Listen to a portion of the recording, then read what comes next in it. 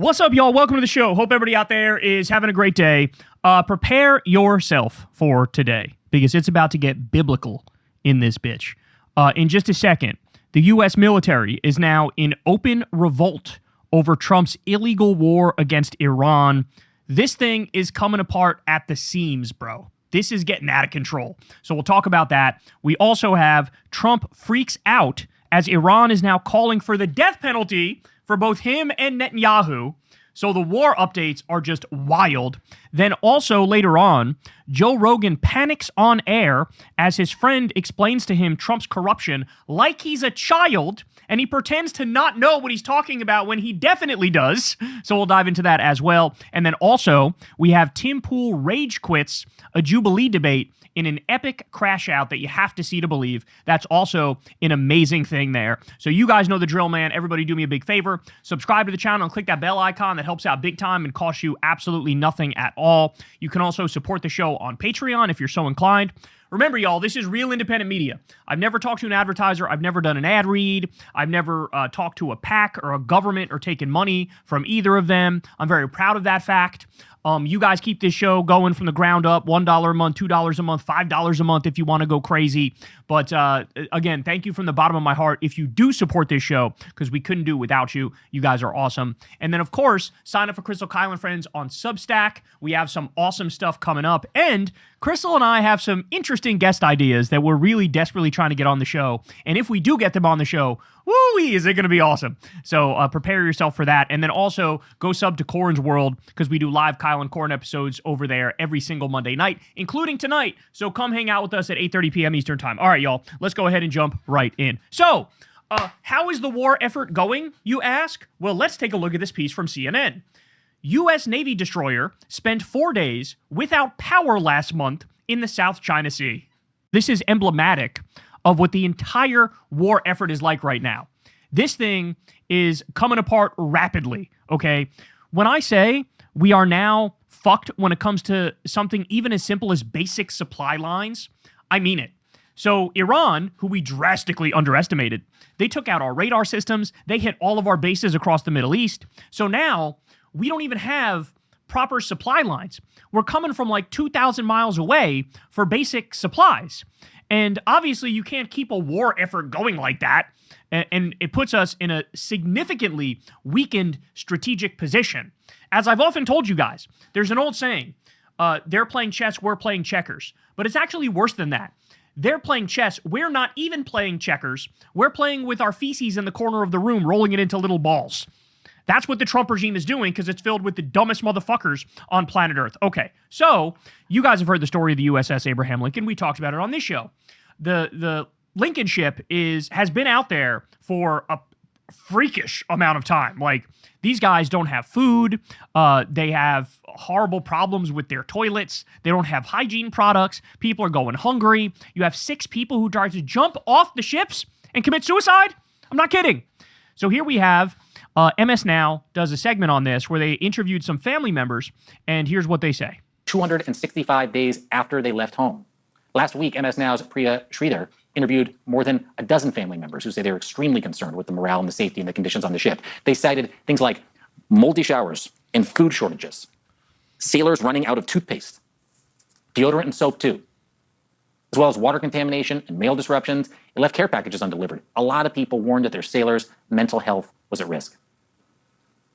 You know, fresh food is a problem, especially considering the conditions right now. There's a logistical problem with getting fresh food out there just based on where they are, right? All he's really told me is there's a time where he was only eating half a cup of rice and 2 tortillas. They want our support. And part of that support means we have to have the tools to do our job. That means the fuel. That means the food, right? That means the food. That means the toothpaste and the deodorant. That means all of it, right? I don't think it's the ship is the issue. I think it's our president. It's our government. Did you hear that? I don't think it's the ship that's the issue. I think it's our president. It's our government. So what you guys need to understand is when you have a rogue regime as stupid as the Trump regime, they don't care about dotting the I's and crossing the T's and the basic competence of running a government. When you have the head of the the head of the Department of Defense, the Secretary of War Crimes, as we call him, Pete Kegsbreth, when you have that guy who's like a D-tier Fox host who's running the military. What the fuck did you expect to happen? What people are learning is that we all thought of our military as like this big, bad, efficient machine where we spend $1 gazillion with the Pentagon, and then the Pentagon uses that and, does imperialism globally. But you think of it as like this terrifying sort of machinery, when in reality, it was nothing but a massive slush fund for the Epstein class. That's what everybody needs to realize. It's a massive slush fund for the Epstein class. And they're taking that money and buying yachts and buying mansions, and the Pentagon can't account for 63% of the money they get. Stop and think about that. They failed 8 audits in a row. What does that tell you? It's nothing but a grab bag of corruption. And now the chickens are coming home to roost, because when we actually fight a war, what should have been an easy war against a much weaker power, we're getting our clocks cleaned, bro. Like I said, they don't even have like basic supply lines running, and people are now starving on our ships, and they're out there for like 4 times as long as they were supposed to be out there. Okay, so here is another family member talks to Tap Jaker over on CNN, and listen to what they said. He didn't think the USS Lincoln's deployment has been, quote, long enough. So Trump said he didn't think the deployment was long enough, even though they're like 3 or 4 times over what their limit was supposed to be. Oh my God. I don't think the man thinks before he talks, and I was really hoping that at some point there would be a redemption. Try to redeem yourself at least a little bit with everything that you do and everything that you say, and try to redeem yourself. Have some sympathy, some empathy, take some accountability for what's going on with your military, your ships, in your war. It's infuriating. I mean, we heard what Hegseth said yesterday, what the president is saying today. It's infuriating. Essentially saying that families are lying and service members are lying, even though the proof is right here on my phone. It is not fabricated. Nobody is lying. Everybody is. It's infuriating that they're not taking accountability and not having any sort of sympathy for our service members that they claim to scream and shout that they support, when it's politically, sound for them to use support our troops, until our troops need support. And now suddenly everyone's lying, and it's a fabrication, and it's a misrepresentation. It's infuriating. And I so badly would love to plaster my face and blow the whistle so loud on social media with my name and be like, this is real. We are real people. Those are real people on that ship. This is actually happening. But unfortunately, I have to protect my husband's career. And, he's making a career out of this, or he was. I'm not sure what he's going to do when he gets back, or what his plan is going to be after this.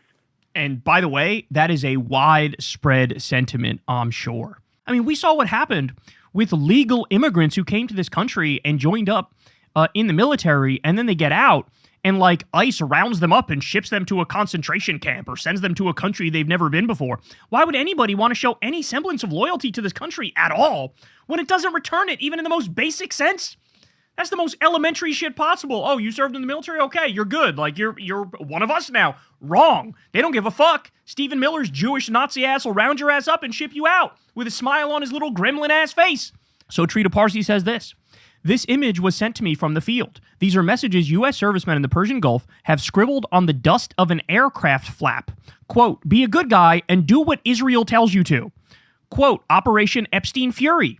Peace deal number 64 incoming. All of this for the Holy Land. So when I click on it and zoom in, you can see what he's talking about here. BB's cucks is written. I love flock cameras. A little bit of sarcasm there. Okay, be a good goy and do what Israel tells you to. Operation Epstein Fury. What does this say? What does this show you? This shows you that the military is beyond furious. It shows you that they are donezo. It is over skis, okay? Like, nobody wants to be fighting this illegal war of aggression. I told you 1,000 times, when you look at, say, World War II, everybody thought, yeah, this is an existential fight. If Hitler wins, we're all cooked. Like, we'll all be speaking German. Everybody's going to be shoved in the gas chambers. And so you got plenty of people to sign up because they realized what we were up against. When you look at even the Iraq War, I mean, the country was lied to relentlessly and told that Saddam Hussein had something to do with 9/11. And at the time, people were primed to believe it. So they thought, yeah, I'm going to sign up because I want to defend my country that was just attacked. But with this, there's not even close to any threat whatsoever. They didn't bother to make a case. They're not even bothering to lie to us. The propaganda is non-fucking existent. They changed the explanation for the war about 17 times. And so who wants to sign up for that? Nobody wants to sign up for that. You think these people saw when we carpet bombed the little girls' school and triple tapped it, you think our soldiers all looked at that and morale was high? They look at that and they go, oh yeah, that's why I signed up, to murder a bunch of toddlers, to murder a bunch of little children. Are you fucking kidding me? No, people are fed up. They're furious. They're done. It's over. All right, more. Hormuz report says, Justin, the U.S. Navy has been forced to move its entire Gulf supply network to Diego Garcia, more than 2,200 miles away, after an Iranian strike completely destroyed its main logistics hub in Bahrain, the UAE, and Oman during the first days of the war, according to the New York Times. Within days of the war's start, Iranian missiles and drones struck the Navy's main logistics hub in Bahrain, destroying decades of infrastructure. The attack forced the Navy to relocate its supply point to Diego Garcia, British-controlled island nearly 2,200 miles, which is 3,500 kilometers from the Gulf of Oman. The longer supply route has directly contributed to the severe shortages aboard the USS Abraham Lincoln. Food, hygiene items, and basic supplies have become scarce, adding to the strain on a crew that has spent over 250 days at sea without a single Liberty port. Iran also reportedly fired 2 ballistic missiles at Diego Garcia on March 20th, a clear message that even the backup hub is also within reach. Now, that last point, that was not verified, because I had read it was actually like Israel doing it, trying to drag in Europe into the fight to say, see, look, they're attacking this British hub too. So Britain, why don't you come in and fight Iran with us? So that may have been like a nefarious plot to try to drag others into the war. However, the initial reporting was that maybe it was a threat from Iran, like we could hit this shit too if we want to hit this shit. Not sure I buy that. But either way, we don't even have basic supply lines working, bro. It is so over. Okay, more. Hormuz report says, breaking, U.S. allies in the Gulf have completely lost trust in the Trump administration, growing increasingly frustrated over his inability to end the war with Iran, stating that American actions in the region make them less safe, not more safe, per the Washington Post. Oh, you don't say. It took them this long to figure it out that, oh, we're sitting ducks because we're allies with the U.S., because we have their military bases here? No shit. You'd be safe as hell if it wasn't for them, if it wasn't for us. Saudi Arabia, the UAE, Qatar, Kuwait, and Bahrain are all growing dissatisfied with Washington as the conflict drags on. One Arab official said bluntly, quote, Trump started this war and we are paying the price for it. Okay, this has multiple consequences associated with it, because not only are these top allies, but also Trump is doing a tremendous amount of corrupt business deals with all of these governments. So if they really want to send a message, they can send a motherfucking message. In fact, Saudi Arabia already did when they pulled out of the Live Golf League. They were trying to create this competition for the PGA Tour, and they threw a gazillion dollars at a lot of top talent on the PGA Tour to try to poach them, right? They had a lot of the events at Trump courses, and he got paid for that. And then they just wrapped it up. They're like, you know what? We're done. Why are we done? And the real reason is the war in Iran is straining their budget. They don't have the unlimited money they once did.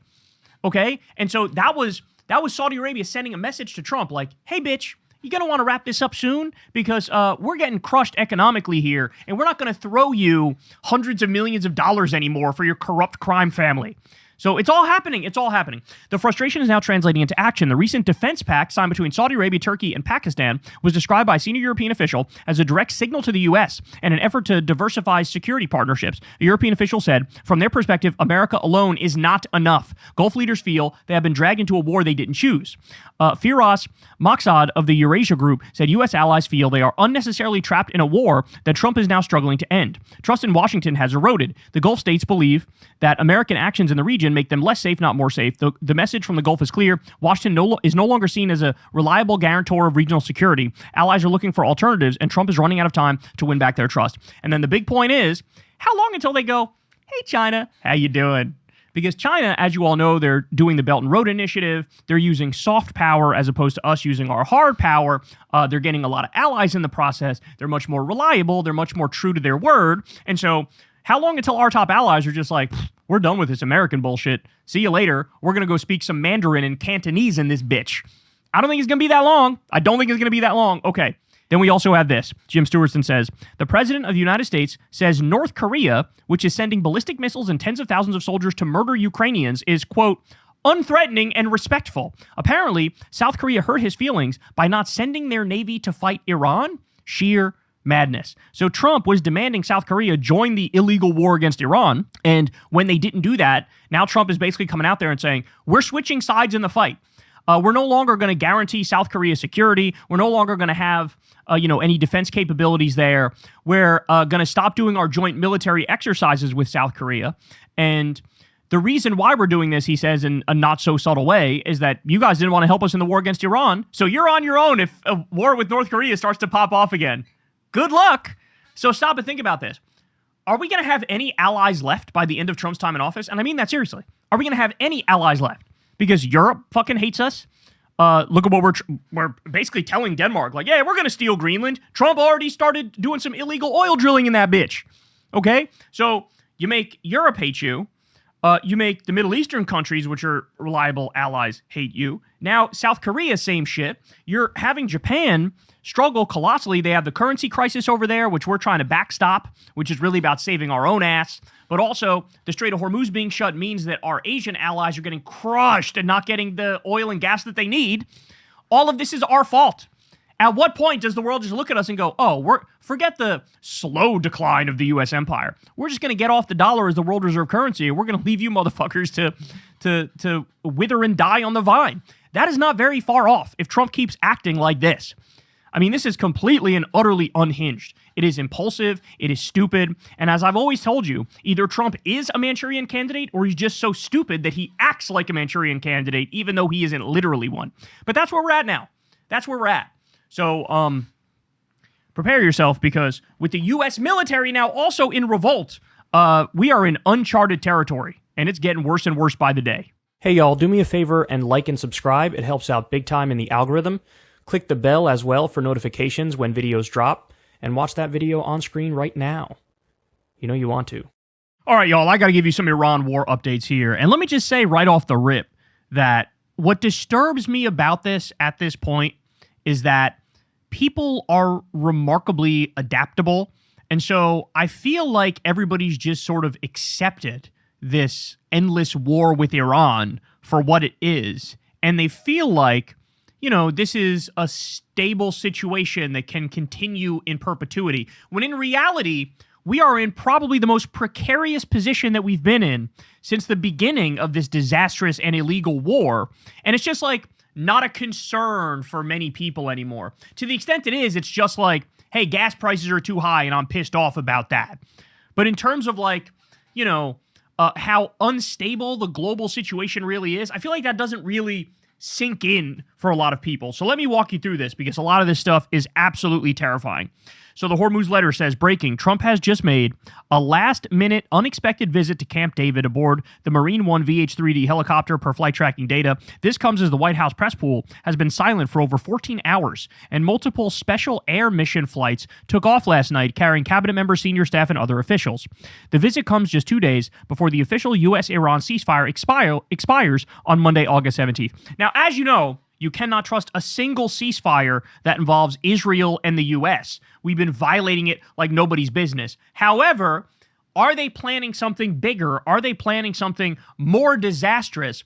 Are they looking for an off-ramp, not when it comes to negotiation and diplomacy, but are they looking to inflict enough damage to try to make Iran say uncle, even though they're not going to do that? They're not just going to give up control of the Strait of Hormuz, especially when they have us right where they want us. But with Trump in a corner, and this is what's so terrifying, with Trump in a corner, there's no telling what he's liable to do.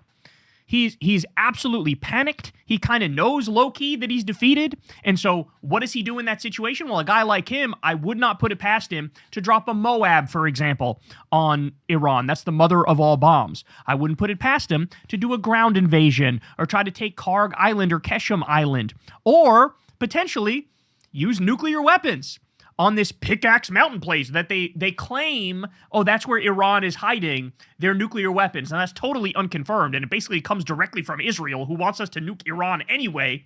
But I wouldn't be surprised if that's in the conversation. Okay, more. Breaking, Iran's IRGC Navy is on maximum alert and currently monitoring every smallest detail, even online and on social media, per an Iranian source. This comes as Trump made an unexpected visit to Camp David a few hours ago. Secretary of State Marco Rubio went to U.S. CENTCOM headquarters in Florida on Friday, and the U.S.-Iran ceasefire/MOU ends Monday. Okay, here we go.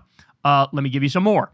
Breaking, the White House is reportedly discussing using nuclear weapons on Iran in strategy meetings, according to Marjorie Taylor Greene, who, remember, is one of the primary MAGA defectors. And so to the extent there's anybody inside the room who is sympathetic to the Tucker Carlsons of the world and the Marjorie Taylor Greens of the world, could be slipping her information about what the conversations actually are. In fact, there's an outside chance it's even J.D. Vance who's slipping this information out. But this is not the first time. Trump has used Lie Social and Twitter to publicly call for nuking Iran. I'm going to annihilate the entire civilization. An entire civilization will die tonight. He's done at least 3 or 4 different nuclear threats, and that's on top of multiple stories behind the scenes of people saying, oh yeah, they're considering nuking Iran. By the way, this shouldn't surprise you, because this is a guy who in his first term wanted to nuke a hurricane because he thought, hey, maybe it'll stop it in its tracks. I'm not kidding. Absolutely horrifying stuff. All right, but I have more. Breaking. Iran calls for the death penalty of Trump and Netanyahu to be issued within the next 10 days and called for a broader strategy to defeat Trumpism in the November midterm U.S. elections, including keeping the Strait of Hormuz closed until then or longer and waiting out the U.S. Strategic Petroleum Reserve, a top Iranian official tells ISNA. Former FM Manoucher Mottaki warns that the U.S. and Israel have not yet abandoned its initial goal of military aggression against Iran. He urged judicial authorities to invoke retribution against Trump and Netanyahu. Mottaki also directly warns Trump will continue limited war, ceasefire, blockade, and negotiation until the congressional elections, and then will enter a 4th war against our country, which is the reason Iran must prepare for war and not diplomacy. So now they're done. They're done. By the way, I love that you have top Iranian officials are saying, we are calling for the death penalty for Trump and Netanyahu. And then Trump has the nerve to go around and say, talks are going phenomenal. We're really on the brink of a deal. They really are desperate to make a deal. They keep saying, like, we need to keep talking. We love talking to you, Mr. Trump. Meanwhile, they're like, you should literally be put to death in the judicial system in your own country.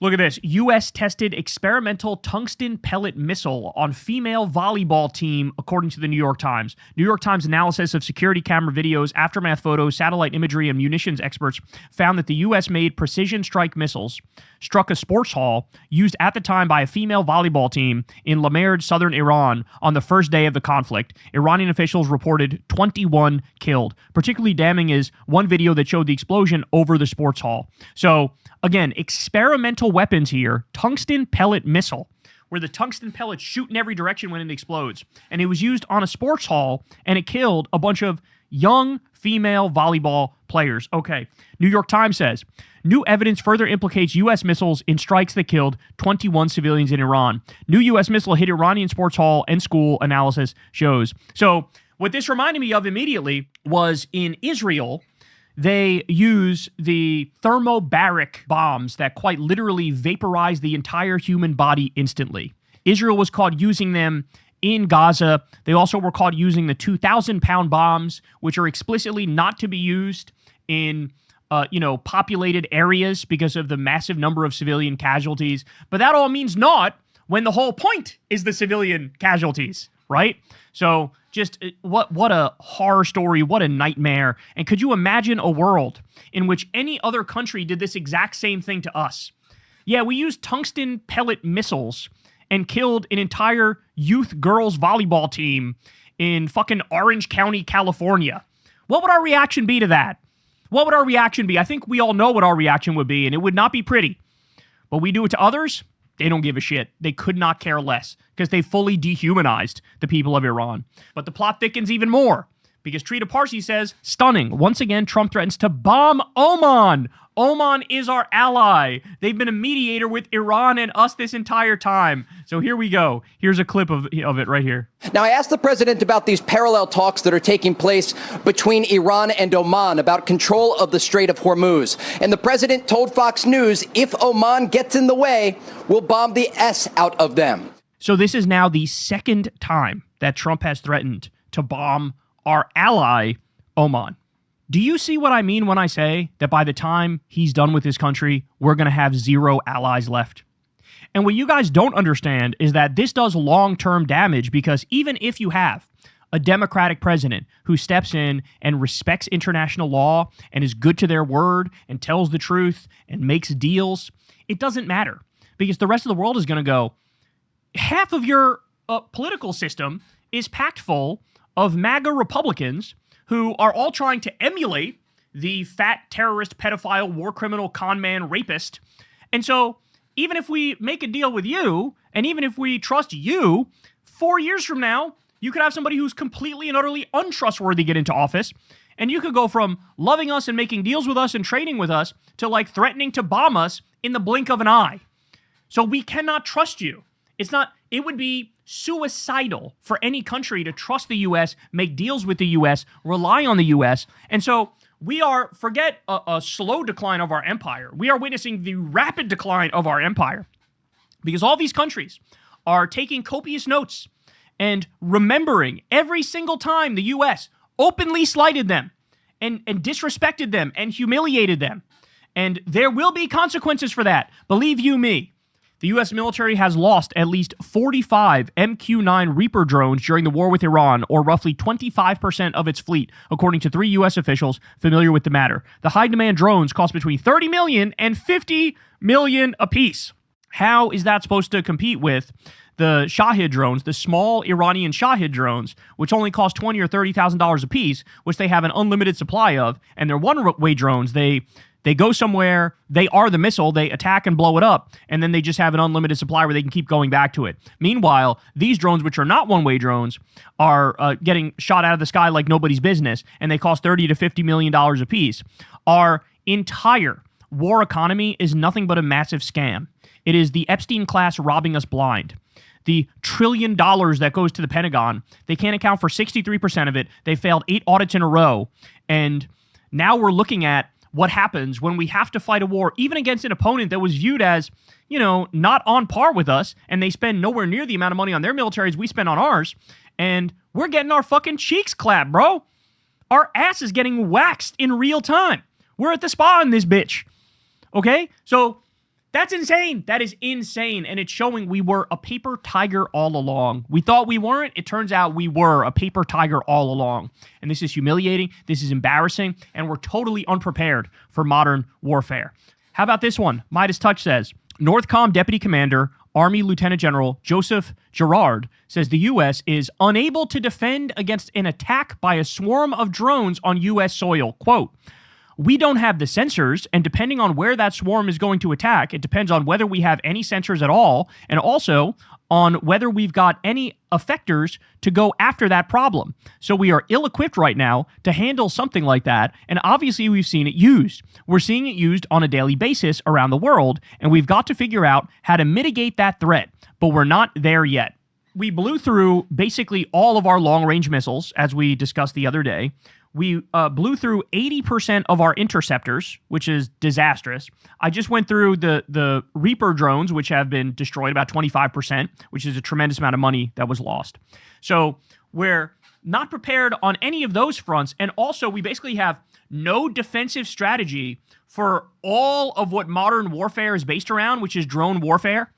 We can't defend our own country when we're waging like 8 or 9 different wars. This is literally the dumbest government of all time. These are the dumbest people in the world. This is a kakistocracy through and through. Go look that up if you've never seen that word before. It's K-A-K, kakistocracy. Go look that up because that's what we have. Rule by the dumbest and the worst among us, and this is proof of that. How are you going to start 8 wars and say, oh yeah, by the way, we can't defend ourselves against the most basic form of modern warfare? By the way, it doesn't take much to have an attack drone, create an attack drone, buy an attack drone. And they're like, oh yeah, that we have no way to defend against any of that. What? So some guy named Dave in his basement can do a massive attack on our country. Forget even, a different fucking country that has a military budget. Are you kidding me? Oh my days. All right, now listen to this because this is interesting. Bloomberg says the following. Middle Eastern oil producers are pressing ahead with shuttling large volumes of crude out of the Persian Gulf despite renewed Iranian attacks. Okay, so that tells me they're desperate. They need the money. We need the oil. And so they're pushing ahead with it anyway, and they feel like, well, Iran can't stop all of it. There was a big problem with like, oh, nobody's going to insure these ships and things of that nature. We're way past concerned about that. They're just like, fuck it, YOLO, we got to get this money. So, like, we got to pump this shit out there, right? So that tells me, oh, this is why gas prices are only a little over $4 a gallon at the moment. Now, I know it's crazy to say only because people can't fucking afford that, right? But, you know, we're looking at a situation where it could be $5 a gallon. It could be $6 a gallon in this country, in the U.S., never mind like other countries which are struggling way more than we are, that are actually have a shortage because they get their oil directly through the Strait of Hormuz. So this is a big deal, right? Because this sort of explains how you have a little bit of shoring up of the global oil market, okay? But then, ready for this? China decides, what if we twist the knife a little bit now? Listen to this. China is shifting from draining oil stockpiles to rebuilding inventories, with crude imports expected to recover and tighten the global oil market. So China decided at the beginning of this thing, hey, we have the ability to rely on green and renewable energy. We're not so reliant on oil and gas like everybody else is. So let's just rely on that, right? Let's reduce our oil use. Well, now it looks like they're looking at the situation. They see the U.S. is on the ropes. They see that we basically lost the war already. And they're going, well, how do we end this faster? Inflict the amount of pain on the U.S. economically. And so we're going to increase our oil use, which in turn is going to strain the global oil market more, which is going to hurt the U.S. and lead to that economic crash. And so they're saying, let's twist the knife a little bit to end this shit as quick as possible. If true, this strengthens Iran's hand. If Hormuz remains closed and Chinese oil demand rises, the cushion that has prevented a major oil price shock will come under more pressure. The longer diplomacy remains deadlocked, the greater Tehran's leverage over oil markets and Washington. So they have us exactly where they want us. Then I got to give you this as well. As I've been telling you all along, the U.S. is brazenly stealing Venezuelan oil. We're also stealing their gold, but we're stealing their oil. So DropSite says, Washington is making Venezuela pay for its own occupation. 32% of the oil revenue. The U.S. invasion has turned Venezuela's oil industry into a revenue stream for Washington. Economist Francisco Rodriguez says the Trump administration has charged Venezuela $4.7 billion, or 32% of its oil exports this year, to cover the cost of invading the country. That is fucking preposterous. We do an illegal invasion against them, kill a grandma and a single mother, and we go, and you're going to pay us for this, by the way. And they kidnapped their sovereign president, too, by the way. That money is taken before it reaches Venezuelan state accounts, even as Venezuela faces the enormous task of rebuilding after devastating earthquakes. The country's fucking leveled. And Trump is just stealing 32% of their fucking revenue from the oil, which is their main source of revenue. According to Mundo UR, Luigi Picella, a member of Venezuela's Public Assets Commission, said the country generated roughly $14.7 billion in gross oil revenue during the first half of 2026, but only about $7 billion will ultimately reach the state. Will ultimately, by the way. So I'm even skeptical of this. Let me just say that. Because I told you there was reporting that Trump has about $13 billion in oil revenue that's sitting in a private account that only he controls in Qatar. So they're saying, oh, they're going to give us $7 billion, but they're going to give us. It will ultimately reach us. I don't even know if that's true, bro. He might steal 100% of your wealth. Why? Because we're dealing with a genuine, sadistic psychopath who's the most corrupt man that's ever walked the face of this earth. He said the remainder was absorbed through Chevron's debt recovery, production and operating costs, and exchange-related deductions under the U.S. managed oil arrangement. Picella said the central bank replaced $6.7 billion into the foreign exchange market during the first half, more than double the $3 billion supplied during all of the previous year. The largest monthly intervention, $1.7 billion, came in June and helped narrow the exchange rate gap by increasing dollar supply. CEPR economist Francisco Rodriguez underscored the scale by comparing Washington's charge with Germany's post-World War I reparations. Those payments, remembered as a punishing burden on the German economy, consumed the equivalent of 13% of Germany's total exports between 1924 and 1931. Washington is now taking 32% of Venezuela's oil export revenue. So it was viewed as incredibly punitive after World War I to take 13% of the revenue from Germany. And in fact, that led to the rise of Adolf Hitler, because he went out there and did this victim narrative about the German people and how they're being robbed, right? And how they could have won World War I, but they were abandoned by the elites. And so now we're taking nearly fucking double that percentage from Venezuela, a country we illegally invaded. Completely and utterly out of control this is, man. And that's what this guy's doing. This is what this guy's doing. By the way, now he's setting up illegal wells in Greenland when Greenland is warning them, don't do it, and they're doing it. Guys, nobody's safe. Panama's not safe. Mexico's not safe. Like, they're trying to expand the global empire footprint. At the same time, they're ironically destroying the global empire by pissing off all of our allies and making people run away from the dollar. Man, what an unstable, atrocious era to live in. Okay, now as all that's going on, ready? Wall Street Journal says the following. World Liberty Financial, the Trump family's flagship crypto venture, says its trust company has received a preliminary approval from the Office of the Comptroller of the Currency to become a bank. So, in other words, the Trump regime is granting the Trump family the ability to have their crypto scam shit be a bank officially. I've never seen anything this corrupt in my entire life. The corruption is off the motherfucking charts. The corruption is the most disturbing thing of all time. They're basically laughing at us. They're basically rubbing salt in the wound. They're basically saying, and what the fuck are you going to do about it? We can loot and we can pillage and we can steal and we can destroy everything, and you're not going to do shit but sit there and take it. That's what this is. Granting themselves the ability to be a bank with their crypto bullshit. If Joe Biden did 1/100th of this, they would have fucking tried to hang his ass. Okay, now also as all that's going on, the psycho is posting psycho shit. Sean Hannity says, appeals court, you cannot build that ballroom. Trump, fine. The Joint Chiefs just declared it a military facility. See you at the Supreme Court. Also, Trump, here's an AI video of me giving George Washington the tour. So Trump is trying to circumvent the Supreme Court by saying, you can't block my ballroom because I'm just going to declare it a military facility and now you have no right to block it. And he's posting him giving George Washington a tour. Look at this.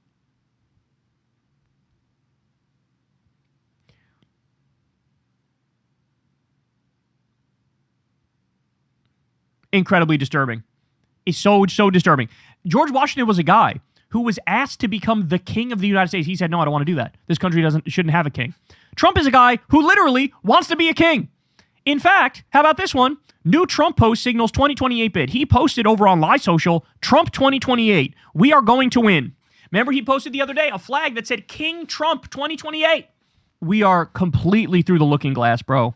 We're being led directly into the ground by a fucking war criminal, pedophile, rapist, con man, terrorist, fascist. Like, what are we doing? How is this continuing? Impeach him. Remove him. 25th Amendment him. Lock his ass up. It is insane we've let this go on as long as it has. Hey y'all, do me a favor and like and subscribe. It helps out big time in the algorithm. Click the bell as well for notifications when videos drop. And watch that video on screen right now. You know you want to. So as you all know, Joe Rogan has had a massive, massive fall from grace. He's becoming more and more irrelevant. And, you know, it's all because him and his comedian buddies decided to jump on the Trump bandwagon, and then Trump ushered in fascism at breakneck speed. He's the most corrupt president we've ever had by far. It's not even close. He started like 8 new wars. It's insane to see how quickly this man is destroying this country, but Rogan endorsed him, you know, went to the inauguration, signed up for it. And at the same time, now you have most of his friends have like sprinted away from MAGA at 1,000 miles an hour. I mean, Tim Dillon, like every week, is now bashing Donald Trump. You have even somebody like Andrew Schultz, who interviewed Trump and gave him a softball. Even he now is like, probably shouldn't have done that shit. And so his friends are sort of, in a desperate attempt to save relevancy, are going, all right, we're kind of done with this. That was a oopsie. But Rogan, he can't do it. He doesn't have it in him. He doesn't have it in him. You want to know why? Because he's now part of the Epstein class. He's now gotten in with the Epstein class criminals. And so he texts Trump. He talks to him on the phone. He talks to Don Jr. He obviously is like besties with Elon Musk, and he like just is obsessed with that guy in a very unhealthy way. And so his brain is now figgy pudding in this bitch, and he can't see straight, and his politics are now all fucked up. This is a guy who used to think of himself as like a left-wing guy, and he was a Bernie Sanders supporter. And now he supports the pedophile, war criminal, terrorist, fascist. What happened the other day is he got a pretty big reality check because he had Shane Gillis on his show, and Shane Gillis ever so gently, but also directly, sort of ripped Trump a new asshole directly in front of Rogan, and Rogan was shocked. But I don't know, I'll ask you guys, is he pretending to be shocked? Does he actually not know these things that Shane is saying? Or does he know it, but he's pretending because, you know, he basically was trying to keep under wraps all of the disgusting details of Trump's insane corruption. So we're going to get to that in a second, but first let me show you. Look at how Rogan reacted when he was told that Donald Trump was a coward weasel bitch, and he hid in a food container cart and went in a separate plane and literally left the press and a bunch of his own staffers to potentially get blown up by Iran, okay? Look at his reaction here, and then ask yourself, would he have reacted the same way if it was a Democratic president who did this exact same thing? Here we go. Apparently, there was this plot where Iran was trying to kill Trump. Remember when he was supposed to get in the Air Force One that Qatar gave him, and then instead he flew in the old Air Force One? Okay. Well, they're saying that he actually didn't even go in the old Air Force One, that they snuck him out on a truck. Okay. Like some fucking cargo truck. Okay. And then put him in another kind of plane and flew him out of there. And then they put the press in Air Force One because they were apparently worried they were going to target Air Force One as well. So imagine Trump put the press on Air Force One, and they were thinking about possibly targeting them. Holy shit. He hid in an airport catering container and was taken to a military jet for a secret flight out of the country after the NATO summit last month. And this is being reported by the New York Times. The thing is, though, I think they put the press on Air Force One. So if they flew him out, it was because they were worried they were going to try to take down Air Force One. And they took the press. Well, if you take the press off, then they know that we know. Gotta let them know that You're right, we're Jamie. not playing games. Just everything's normal. Exactly. And if the press dies, so sad. Oh my But you just get more press. God. That's fucking wild. If that's true, that is so wild that he didn't even tell them, hey guys, we're not really going to get on this plane. No one's getting on this plane. You guys get out of here. Go take American Airlines home. No. He's like, hop on. It's safe. Yeah. It's Air Force One. Guys, my gift to you, take Air Force One. Enjoy it. There's food up, there's sandwiches on there. Enjoy yourself. Is that absolutely what happened?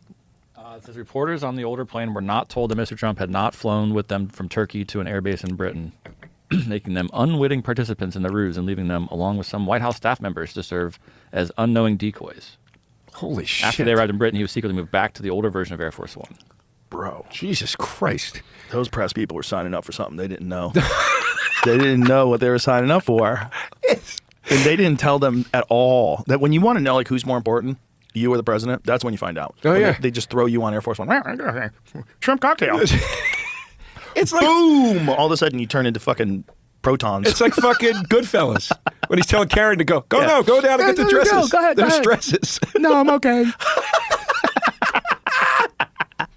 Who can even watch this with Rogan's little, like, disgusting yes man buddy here? Oh, yes, sir. Oh, you're right about everything. Oh, yeah. That's really funny that he is a coward and a weasel and left innocent people to die.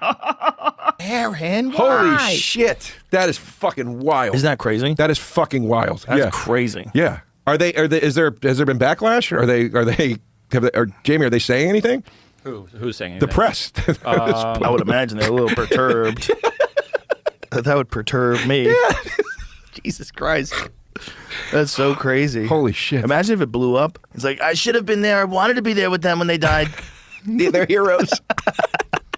He would probably talk shit about them. Oh my God. That is fucking Maybe nuts. they had written nicer things about me. I would have told them. Oh my God. Smiling, giggling, happy, funny. If Joe Biden did this, or if Kamala Harris was president and she did this, we would never hear the fucking end of it, and people would correctly say that is some coward weasel bullshit where you left a bunch of innocent people to die and you ran out the back door to save your own ass, okay? This is akin to the classic stories of, on the Titanic, the rich men sneaking onto the lifeboats to get away, which were only supposed to be for women and children. Trump would have been one of those guys wearing a fucking wig and a dress, trying to sneak on the lifeboat and keeping women and children off that bitch.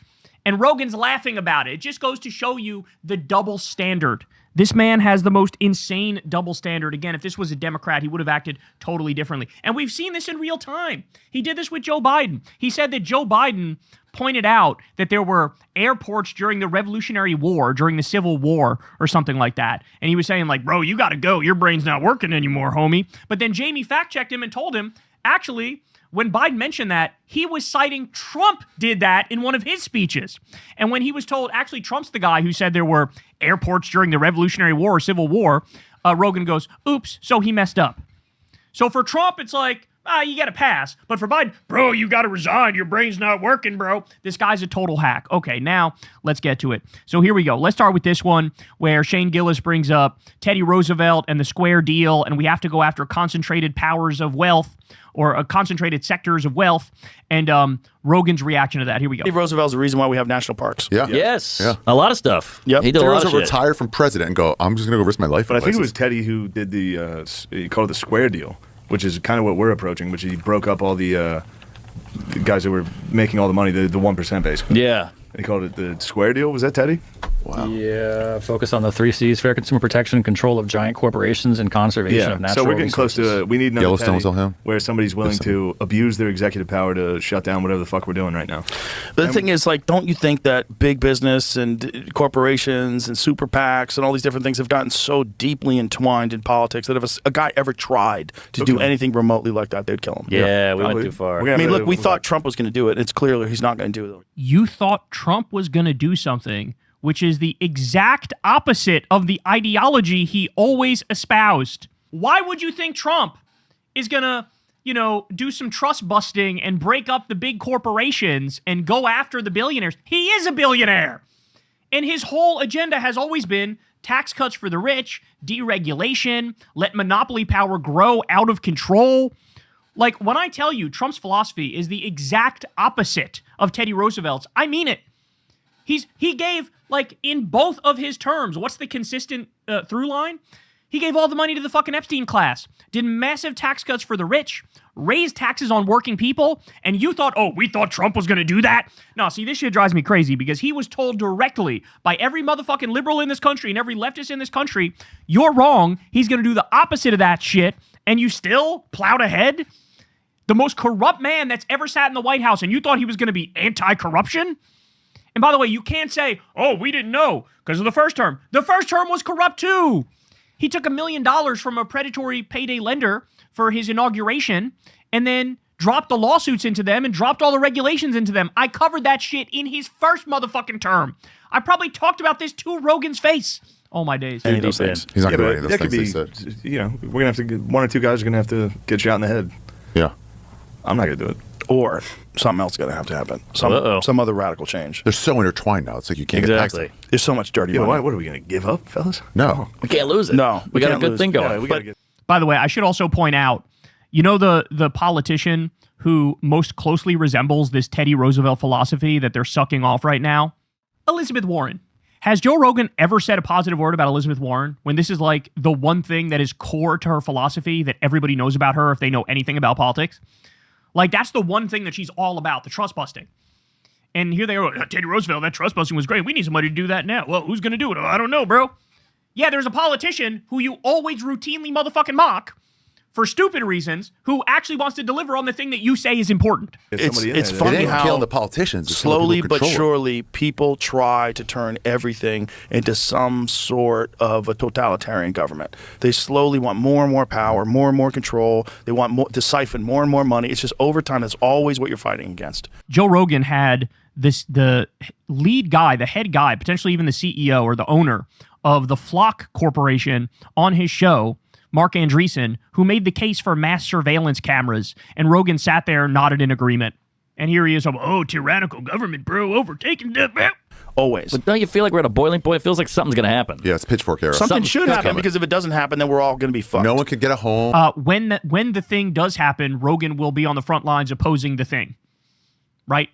I mean, he can't go a fucking show without shitting on Zoran and without shitting on DSA and the lefties who are actually trying to save this fucking country.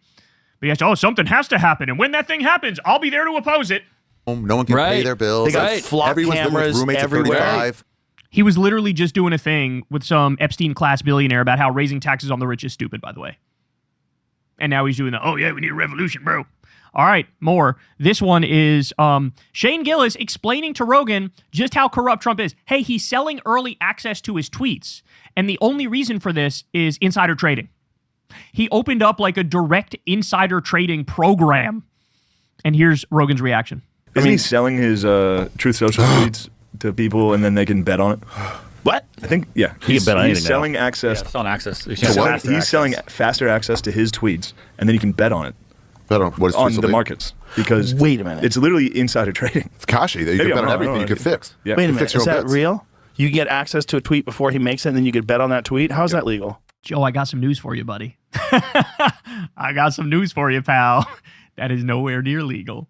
Not even close. In fact, on a daily basis, your pedophile president, who you helped get in power, he's committing crimes. He's breaking laws. By the way, and I'll ask you guys, does he actually not know about this story? Does he actually not know it, or is he just pretending not to know it?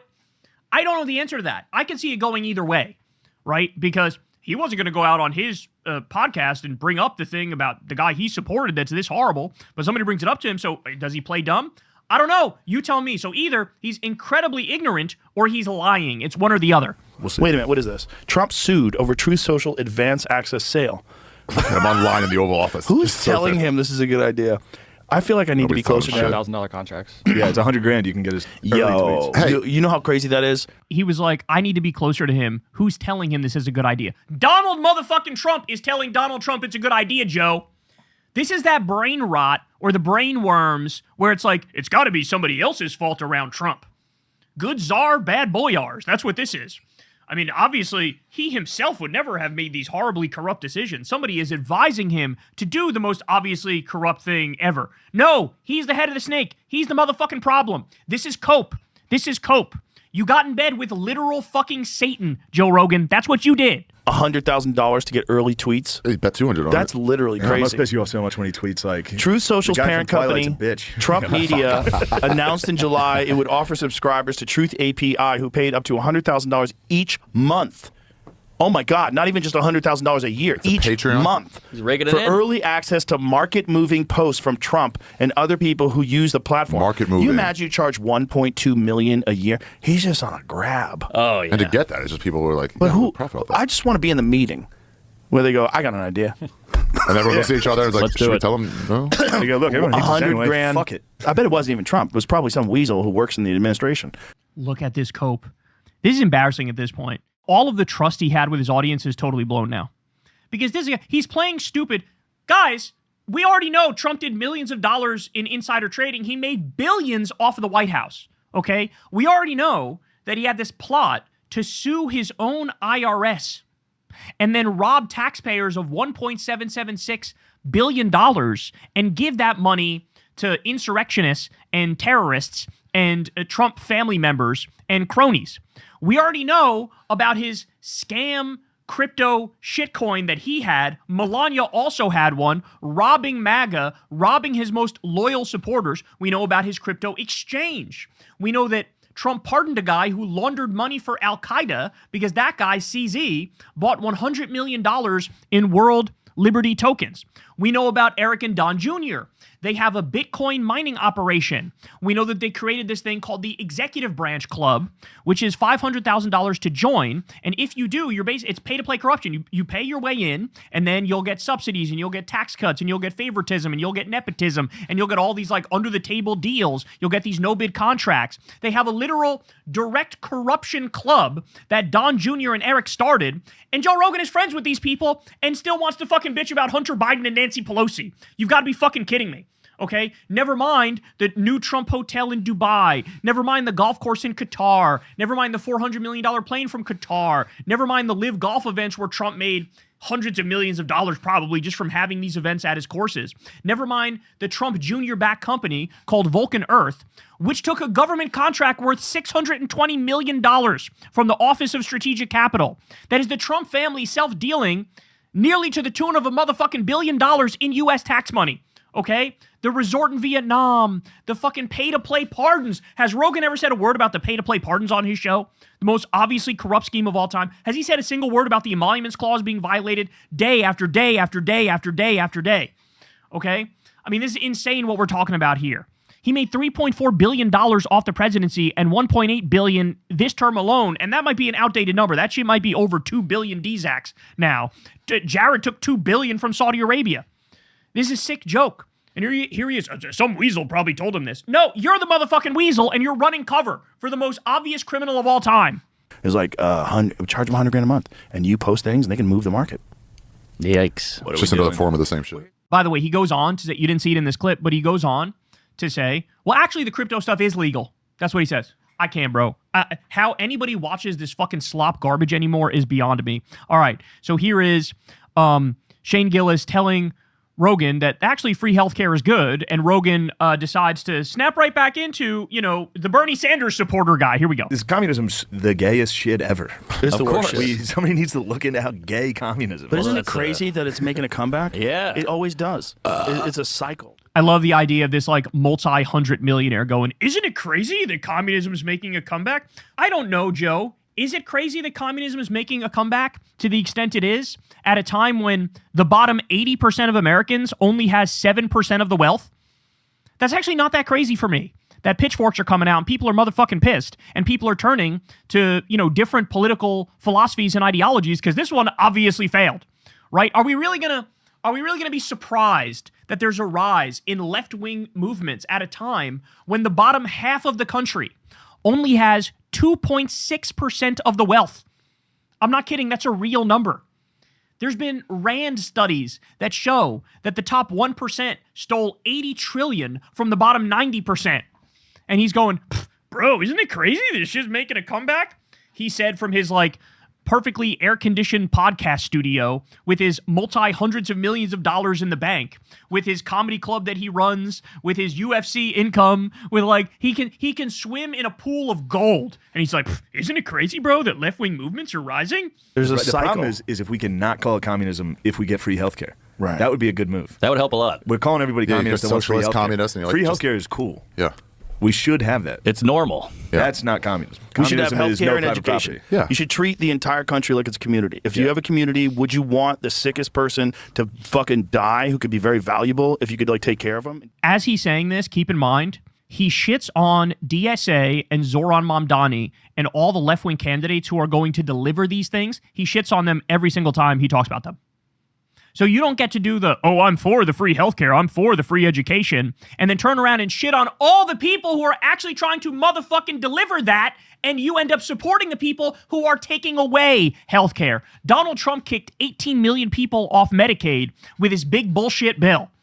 Okay? Has Rogan said a fucking word about that? Has Rogan said a word that because of the big bullshit bill, up to 742 rural hospitals are going to shut down? Has he said a fucking word about that? You don't get to do this. I'm in favor of free healthcare. I'm in favor of free education. As you back all the politicians who do the opposite and destroy our healthcare, destroy our education, and rip it away from people. The sickest person to fucking die who could be very valuable if you could take care of them, and you have the resources to take care of them. Of course you should. We're a rich country. Exactly. Do it with libraries. It's no big deal. This is the problem with we don't capitalism. feel like a community. This is the reason why people turn on all these billionaires. They turn on them because why do you have so much when people have so little? But it's because it's the game. It's the game that they're playing, and you're playing the game too. You're just not playing it at that level. Oh, back to meritocracy horse shit.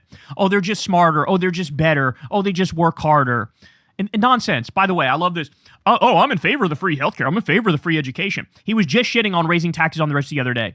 By the way, this is a classic the guy in the hot dog suit going, we're just trying to find the guy who did this. Shout out to Mario number 4. He posted this one. It says, free healthcare is good, Joe, from Shane Gillis. Free healthcare is good. One podcast later. Free healthcare is bad, Joe, says Elon Musk. Free healthcare is bad. That's exactly fucking right. This is what Joe's show has become. And perhaps it's what it's always been. And shame on us for not recognizing it earlier. Okay.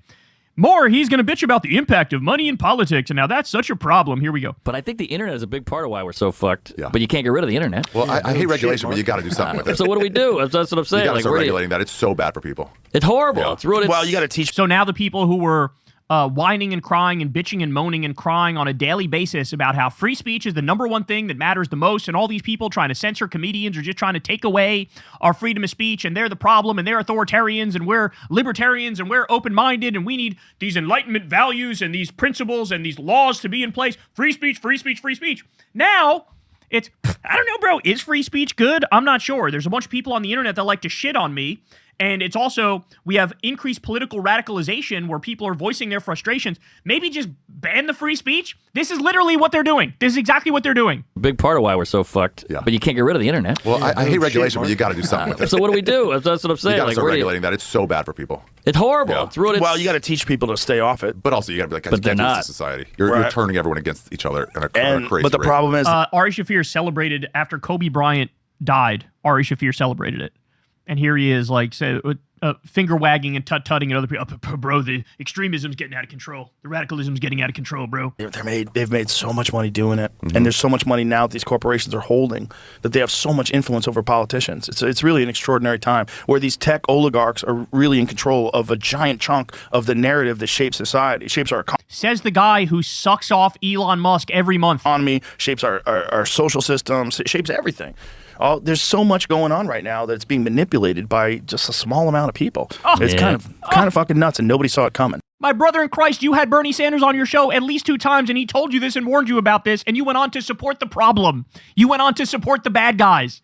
Nobody saw this come. All these people got all this money, and it's causing all these problems. We're just trying to find the guy who did this. We're just trying to find the people who are part of the problem. Oh, what's that? Here's Joe Rogan Experience number 2404, Elon Musk. Here's Joe Rogan Experience number 2190, Peter Thiel. Here's Joe Rogan Experience number 2044, Sam Altman. Here's one with Mark Zuckerberg. Never mind the ones with J.D. Vance and Donald Trump and the people who are raping this country to death and ushering in fascism and kakistocracy and oligarchy. So please spare me. I'm so fucking done with this guy.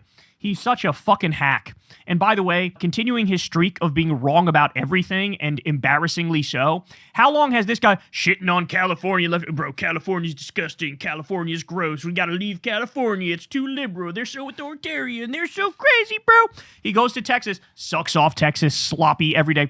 Oh, Texas. Oh, we love Texas. It's so great. They believe in freedom, bro. I love freedom. Freedom's the best. What's that? What just happened? Oh, shit. The Texas Republican total ban on THC has gone into effect. Possession of THC products in Texas now carries a punishment of up to 2 years in prison. What's that, Joe? Tell me again about the freedom in Texas. Tell me again about that. As they do the, the most authoritarian thing imaginable. Shane Gillis pushed back gently but directly, and Rogan fell apart. Under like the most minimal of pressure in these political conversations and these economic conversations and the conversation about Trump's corruption. Look, I think the reality is deep down, Rogan knows he fucked up. Rogan knows he got in bed with Epstein class. Rogan knows these are war criminals and terrorists and pedophiles and rapists, but he's simply in too deep. He's in too deep. So what he does is he maintains his relationship with the powerful while at the same time ever so slightly, entertaining the arguments against them. But he's trying to walk that line of like appeasing the audience and their hatred of Trump while also staying close with the Trump family. And there's no way to walk that line. He's a total fraud and he's been unmasked. Hey y'all, do me a favor and like and subscribe. It helps out big time in the algorithm. Click the bell as well for notifications when videos drop. And watch that video on screen right now. You know you want to. So it wasn't that long ago we had a grand old time talking about Dave Rubin going on Jubilee and just absolutely getting obliterated by everybody. It was one of those 1v20 videos, and Rubin, I mean, it's just astonishing. He did zero preparation, doesn't know his ass from his elbow politically, on top of being incredibly boring and dumb and wrong. And, these liberals in that debate just slapped him around like nobody's business. And it was so bad that even other conservatives were unable to defend Dave Rubin, and they all acknowledged that he got obliterated. And then Rubin went out on his show, and he said, like, I was really convinced that they were going to kill me. They were the people there. I looked in their eyes, and they wanted to kill me. They actually wanted to physically assault me, and I had my friend who was there with me told me that, like, I'm going to jump in and save your life if they do it. So embarrassing, so pathetic. But, guys, what's happening is a lot of these right-wing shows, like Dave Rubin's show, they have declined massively, okay? The Trump wave is over. It's done. MAGA is destroyed. Their poll numbers have collapsed. Everybody hates Trump. His average approval rating is 36%. And so all of these little weasels who rode the Trump wave and momentum, who were out there just being Trump's foot soldiers, they have no appeal anymore. They don't believe in anything. They don't stand for anything. There's not a consistent worldview they're advocating for. The entire right-wing project has now imploded in their face. And so they're desperately trying to maintain relevance, and that's why Dave Rubin agreed to go do this Jubilee thing. But of course, he's the worst debater in the world, and so he fell apart and, did further damage to his brand. Well, guess what? Tim Pool decided to sign up for the same sort of abuse. My guess is for the same reason. Tim has been bitching a lot on his own show lately about his numbers. He's sort of had a feud with Candace Owens, who's like sucking a lot of the air out of the right-wing space because she's got a slightly different brand than just MAGA dick riding. She mixes in like conspiracy stuff with some pop culture stuff, and with right-leaning stuff, and like she's just like running laps around people like Tim Pool now. Like Ben Shapiro's fallen off, Tim Pool's fallen off, Steven Crowder's fallen off. You know, you have like basically Asmongold and Nick Fuentes and Candace are the ones who are popular on the right. So he's desperately trying to maintain relevance, decides he's going to go on Jubilee, and this thing was a shit show. So first of all, let me just say right up front, did I watch the whole thing? Absolutely not. I would rather take a cheese grater and aggressively rub it against my ball sack than listen to the entire thing with Tim Pool.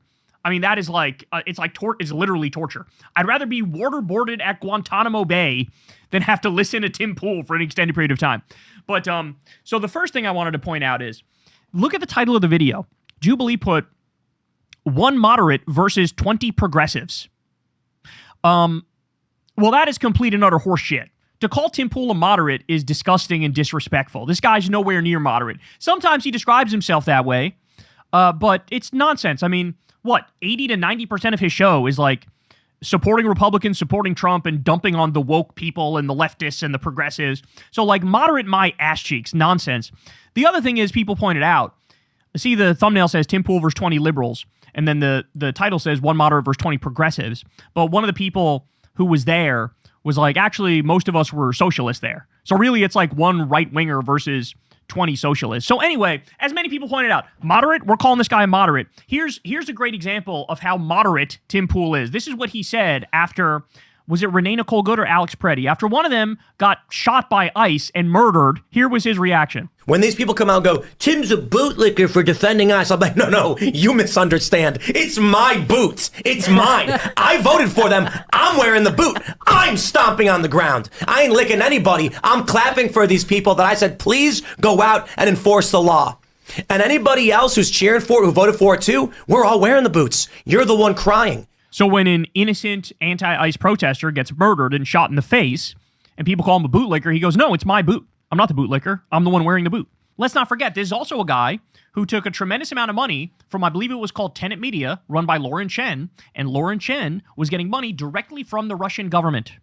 And so it was sort of like a front company of Russian government money. It went through the Tenet Media company to Tim Pool. Now, Tim Pool supposedly didn't know that money was coming directly from Russia, but that's where you get clips where Tim Pool's saying shit like, Ukraine is our enemy. He was screaming, Ukraine is our enemy.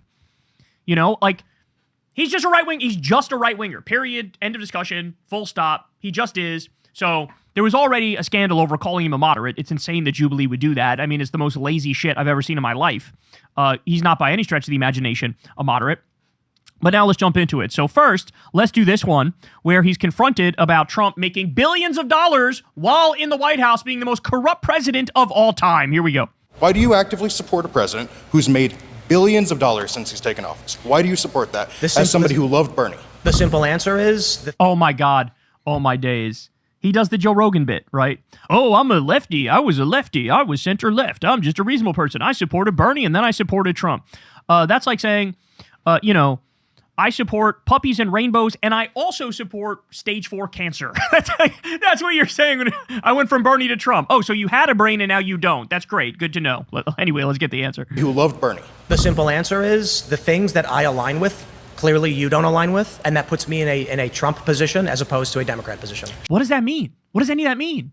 Name a fucking policy. What are you talking about? Sure. You have a lot of politicians on the Democrat side who got behind authoritarian practices during COVID. I know you're not mentioning authoritarian practices. When Donald Trump rounded up people for protesting the genocide and kicked him out of the fucking country. Mahmoud Khalil, Rumeysa Ozturk, shoving people in a fucking prison because they criticize Israel or wrote an op-ed that criticized Israel. They were openly bragging about rounding people up and deporting them for making jokes about Charlie Kirk. Donald Trump sues the media when they write articles about him he doesn't like. And you're going to say Democrats are authoritarian? Democrats are authoritarian. There's, over 100,000 flock cameras now in this country under Donald Trump, the Republican president? And you're going to talk about Democrats being authoritarian? Oh, my days. Oh, my word. I'm not going to support those individuals. So, but the authoritarian practices today, you're willing to look past. Yeah, and also, let's remember, one more time. First of all, when these people come out and go, Tim's a bootlicker for defending us, I'm like, no, you misunderstand. It's my boots. That is like the textbook definition of authoritarianism. You are basically tattooing on your forehead that you support authoritarianism, but now you pretend like you're against it for purposes of this debate. It's insane, bro. So, but the authoritarian practices today, you're willing to look past. Some of them, yes. Come on, man. Oh, no, Tim. Look, here's the deal, bro. I'm like against authoritarianism when the left does it, but when the right does it, I'll overlook it. Okay. Thank you, Mr. Professional Political Pundit. We appreciate your insight. You literally got a reaction from the room. But the authoritarian practices today, you're willing to look past. Some of them, yes. Come on, man. Come on. Like, do you want me to lie to you and equivocate and pretend that I think politicians are all I don't good want you to lie to people? me, and I'm so thankful that you're being Right. honest. And I'm glad these cameras can see that, and I hope Absolutely. your fan base can. And I'd say this every single night on my show. It is silly that you get people who come on here and try to defend the indefensible. That's what you just did. Oh, my days. Oh, my word. Guy who defended ICE shooting innocent people in the face. Why are you guys defending the indefensible? That's like your whole job, bro. That's like the only thing you do. That's how you make your money. That's your bread and butter. And also, by the way, he literally doesn't care. R.M. Brown makes fun of this all the time. He's done awesome videos on Tim Pool. Like, he's so phoned it in, he just doesn't care about any of this. Why? Because the political project that he supported has now been exposed as an utter fraud that's destroying this country and ruining everything, and everybody's pissed off about it. And so he's mentally sort of checked out, and he's just going through the motions, covering shit. Like, sometimes you're a conservative and you're wrong. Sometimes you're a Democrat and you're wrong. Sure. It's What in the first grade shit is... You know, sometimes people do good things, bro, and then sometimes people do bad things. And did you know that there's like Democrats and there's Republicans, and then there's also centrists. But like there's Democrats and Republicans, and you could be a Democrat and wrong about stuff, but also right about some stuff. You can be a Republican and wrong about stuff, and right about some stuff. Thank you, alien who was just dropped onto this earth from another planet, who's desperately trying to sound like a normal human. It's silly to come here and be like, no matter what the argument is, I have to tribalistically defend something that's stupid. That's literally what you do. That is your whole show. Your whole show is pretending like you're a reasonable guy, but oh, would you look at that? The right is correct about everything and the left is wrong about everything. Okay, here we go.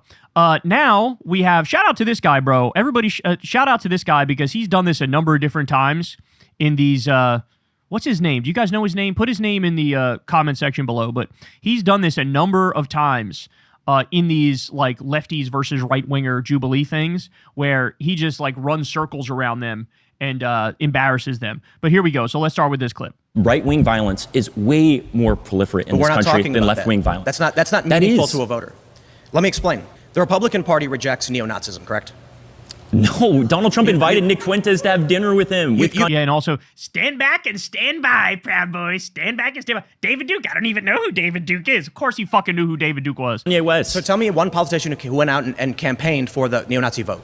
I'm blanking on his name, but Gosar. And, that's true. Paul Gosar, that's true. Man, he pulled that. Bro, shout out to him. That wasn't even in my mind, but he was able to pull that bitch right up. And Arizona. View in this country. Well, we could talk about Gosar. We could talk about Matt Gaetz. We could talk about... Matt Gaetz is not endorsing neo-Nazism. And Donald Trump said... Are you kidding me? Nazis should be condemned entirely. No, he's literally partnering with the America First movement. He was America First and neo-Nazism are totally different. Bro, so you don't think do you think Nick Fuentes is a neo-Nazi? I forgot you've had him on your show. Oh my God, I literally forget. I wouldn't describe Nick Fuentes as a neo-Nazi. You don't think that Nick Fuentes celebrating Adolf Hitler is not neo-Nazi adjacent? I think you have to be very specific on what your terms are. And so you go to an American voter and say something like... This is our moderate, by the way, everybody. Bro, okay, ready? Thank God I'm covering this because I'm going to give everybody direct Nick Fuentes quotes. Ready? Quote, Hitler was really fucking cool. I admire Hitler. Can I just drop the mic and walk out now? The debate is over. That's fucking neo-Nazi shit. Now, he might try to clean it up, and he's often said this on his show that, like, oh, in order to get more mainstream appeal, I got to clean it up. I got to be more, like, proper in order to break through. But make no mistake about it. He's softening what his actual ideology is. His actual ideology, when he's just, like, you know, letting it rip, he says shit like, quote, Hitler was really fucking cool. I admire Hitler.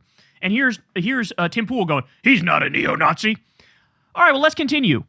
He's denied the Holocaust. He said... He said, hide your power level and do trickery and deceit to try to break through to the mainstream. Quote, I don't care that much about the Gaza genocide, he said. I'm ambivalent. Quote, bravo, good job, was his reaction to 288 people being sent to a concentration camp in El Salvador and being tortured and raped. He said women shouldn't have the right to vote. Boys and girls should get married as teens. He says he's, quote, against women's rights.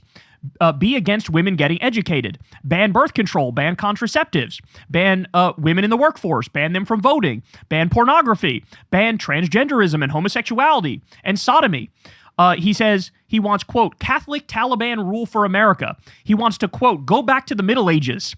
He says, quote, give the death penalty to Jews and atheists and witches. He says, quote, all black people should be ashamed of crimes committed by others of their race. White people are every single bit justified in being racist. No, this is not fascist shit. This is not neo-Nazi shit. He says, quote, democracy is wrong. Quote, I fucking hate the poor. I love the rich. Quote, my favorite, dating women is gay. Having sex with women is gay.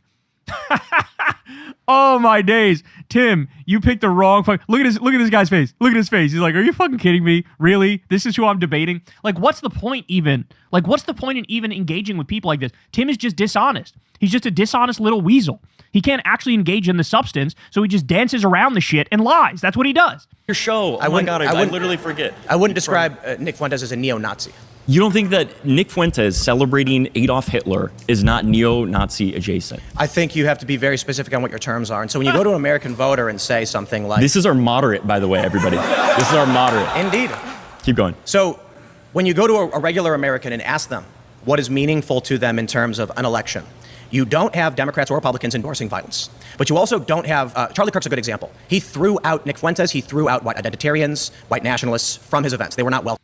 I mean, you absolutely have Republicans endorsing violence in elections. They've explicitly said in polling that they support political violence. And also, they run on, like, the Iran war being great, kidnapping Maduro being great, stealing their shit being great. They run on the ICE Gestapo thugs assaulting innocent people. Like, yes, they are pro-violent. The right-wing movement in this country is pro-violence. Welcome. That's mainstream. You don't have riots coming from the Republican Party on the right, although you do have January 6th and things like that. When you take... Oh, yeah, that little exception. That little thing. You don't have riots, except for that one big one where they tried to, like, overturn a free and fair election and keep their fat pedophile war criminal president in power illegally. But outside of that one that we get a mulligan on, obviously, outside of that, we don't have many riots, bro. All right, let's do this one now. Yes, this is the one where Tim Pool storms out. He rage quits.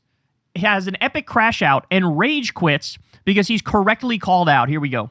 The U.S. academics describe the period that we're in as civil strife, meaning there's a criteria of death that has occurred for political reasons over the past year or years, for which the next phase would be civil war. However, we'll make my point, tracking towards it, I've not said that it will happen, although there have been many people who have said that we are in a cold civil war or some kind of cultural civil war. I always caveat, because I don't actually have a strong prediction. First of all, you do have a strong prediction if you've been saying this since 2019. There's 42. People can look this up. There's 42 of your titles that have the word civil war in it. Correct. With big fonts on the front. They sure do. So why is that? It's sensationalist. It's easy to get clicks on that. There's a reason why you say it, because it's very profitable for your business. Not necessarily. We have 1,600 episodes of just IRL. There comes a point where people stop taking your predictions seriously. Are you going to make an argument, or are you mad at me? I'm not mad at you. Okay, then let's make an argument about whether or not we are tracking. No. If you're making an argument, you don't like my thumbnails, or you say my name over and over again. I'm saying that you say bullshit in order to get money. But what I really think is let me ask you a question. Predictions. Let me ask you a question you can't answer. I will answer. agree with you that there's increased polarization. I would attribute a lot of that to people being specifically online. Let me ask. There's a lot less interaction with people that are in different camps. Let me ask you a question. You're going to sit here and tell me that we're way more polarized than fucking Alexander Hamilton and Aaron Burr, who like shot each other with their disagreements? You're going to tell me that Andrew Jackson, who's the sitting president, do you want a conversation, or are you going to be angry? Why was Aaron Danielson shot in the chest twice? Sorry? Why was Aaron Danielson shot in the chest twice? I'm not disagreeing that political violence is taking place in question. You say Alexander Hamilton and Aaron Burr, but then when I ask you a question about an assassination, you defer. You can say that there's a civil war every fucking year and it doesn't happen. I never said there was. It just hasn't happened yet. Let me ask you a question. Or if it does happen, you say, see, I've had it all Let me ask you a question. You're the same thing as like the Christian rapture people who say that the rapture's coming every fucking year. When it doesn't happen, do you want a soapbox? Do you want me to get you a soapbox? It's really easy. It's really easy to do what you do. It's really easy to do what you do. Like you literally just say, Civil War is happening next year. Civil War is happening next year. It's coming. Make sure you subscribe to Timcast. Continue to watch my videos, please. Follow us on YouTube. Follow us on Instagram. It's easy to do what you do, bro. He's got a beanie on. He put a beanie on. Oh, my days. You know what's so funny about this particular exchange? I don't know why Tim wouldn't just say, yeah, of course I use clickbait. Like, everybody... Bro, I use clickbait on this show, but the reason I do it is so that I hook you in to get into the video, to get the substance, to get the information, to get the education. I try to make it entertaining, of course. I try to make it fun, of course. But, like, everybody uses, like, sensationalist titles and whatnot. So he could have just been like, yeah, you're right. But the reason I do that is to hook people to get them in, to give my broader message. But he couldn't even do that. He couldn't even do that, and so he fucking crashed out and rage quit, and it's too perfect that the thing that was like the least substantive and the least important part of the debate and discussion is the thing that made him crash out and made him leave, which just tells me that, like, you know, totally unserious guy. Again, massive strategic misstep on Tim Pool's part to do this. The problem that the right is running into with these Jubilee debates is that all of these like big name or formerly big name right-wing political commentators, they don't really believe in anything. They don't have an ideology. They don't have a philosophy. There's nothing really undergirding all of their political opinions. They're very like go with the flow and blow with the wind type people. And so at a time when everything they stood for is up in flames, like what do? They're desperately grasping for continued relevance, but in the process, making it worse for themselves, digging themselves a deeper hole, especially because, and let's keep it real about this, a lot of these left-wing people who Jubilee invites on to do these debate things, they know what they're talking about. They know what they're talking about. They've done some research. They know numbers. They know facts. Then when they get a moment to shine, like it is blood sport debate bro culture personified. And Dave Rubin's not fucking ready for that. Tim Pool's not fucking ready for that shit. And meanwhile, you go on these, you do one of these things with the right-wing commentators, and they're a fucking mess. Sam Cedar ran circles around everybody who stepped up to him. Mehdi Hassan ran circles around all the fascists who stepped up to him. There's just an imbalance in the seriousness and the intellect of the right-wingers who come on the show versus the left-wingers who come on the show. And it really showed here. So Tim Pool immediately collapsed and fell apart. And too perfect. It's exactly what I would have predicted. Hey y'all, do me a favor and like and subscribe. It helps out big time in the algorithm. Click the bell as well for notifications when videos drop, and watch that video on screen right now. You know you want to. All right, y'all. So the new Attorney General, Todd Blanche, who is Trump's former personal attorney and just a total hack, he went on Meet the Press and spoke to Kristen Welker.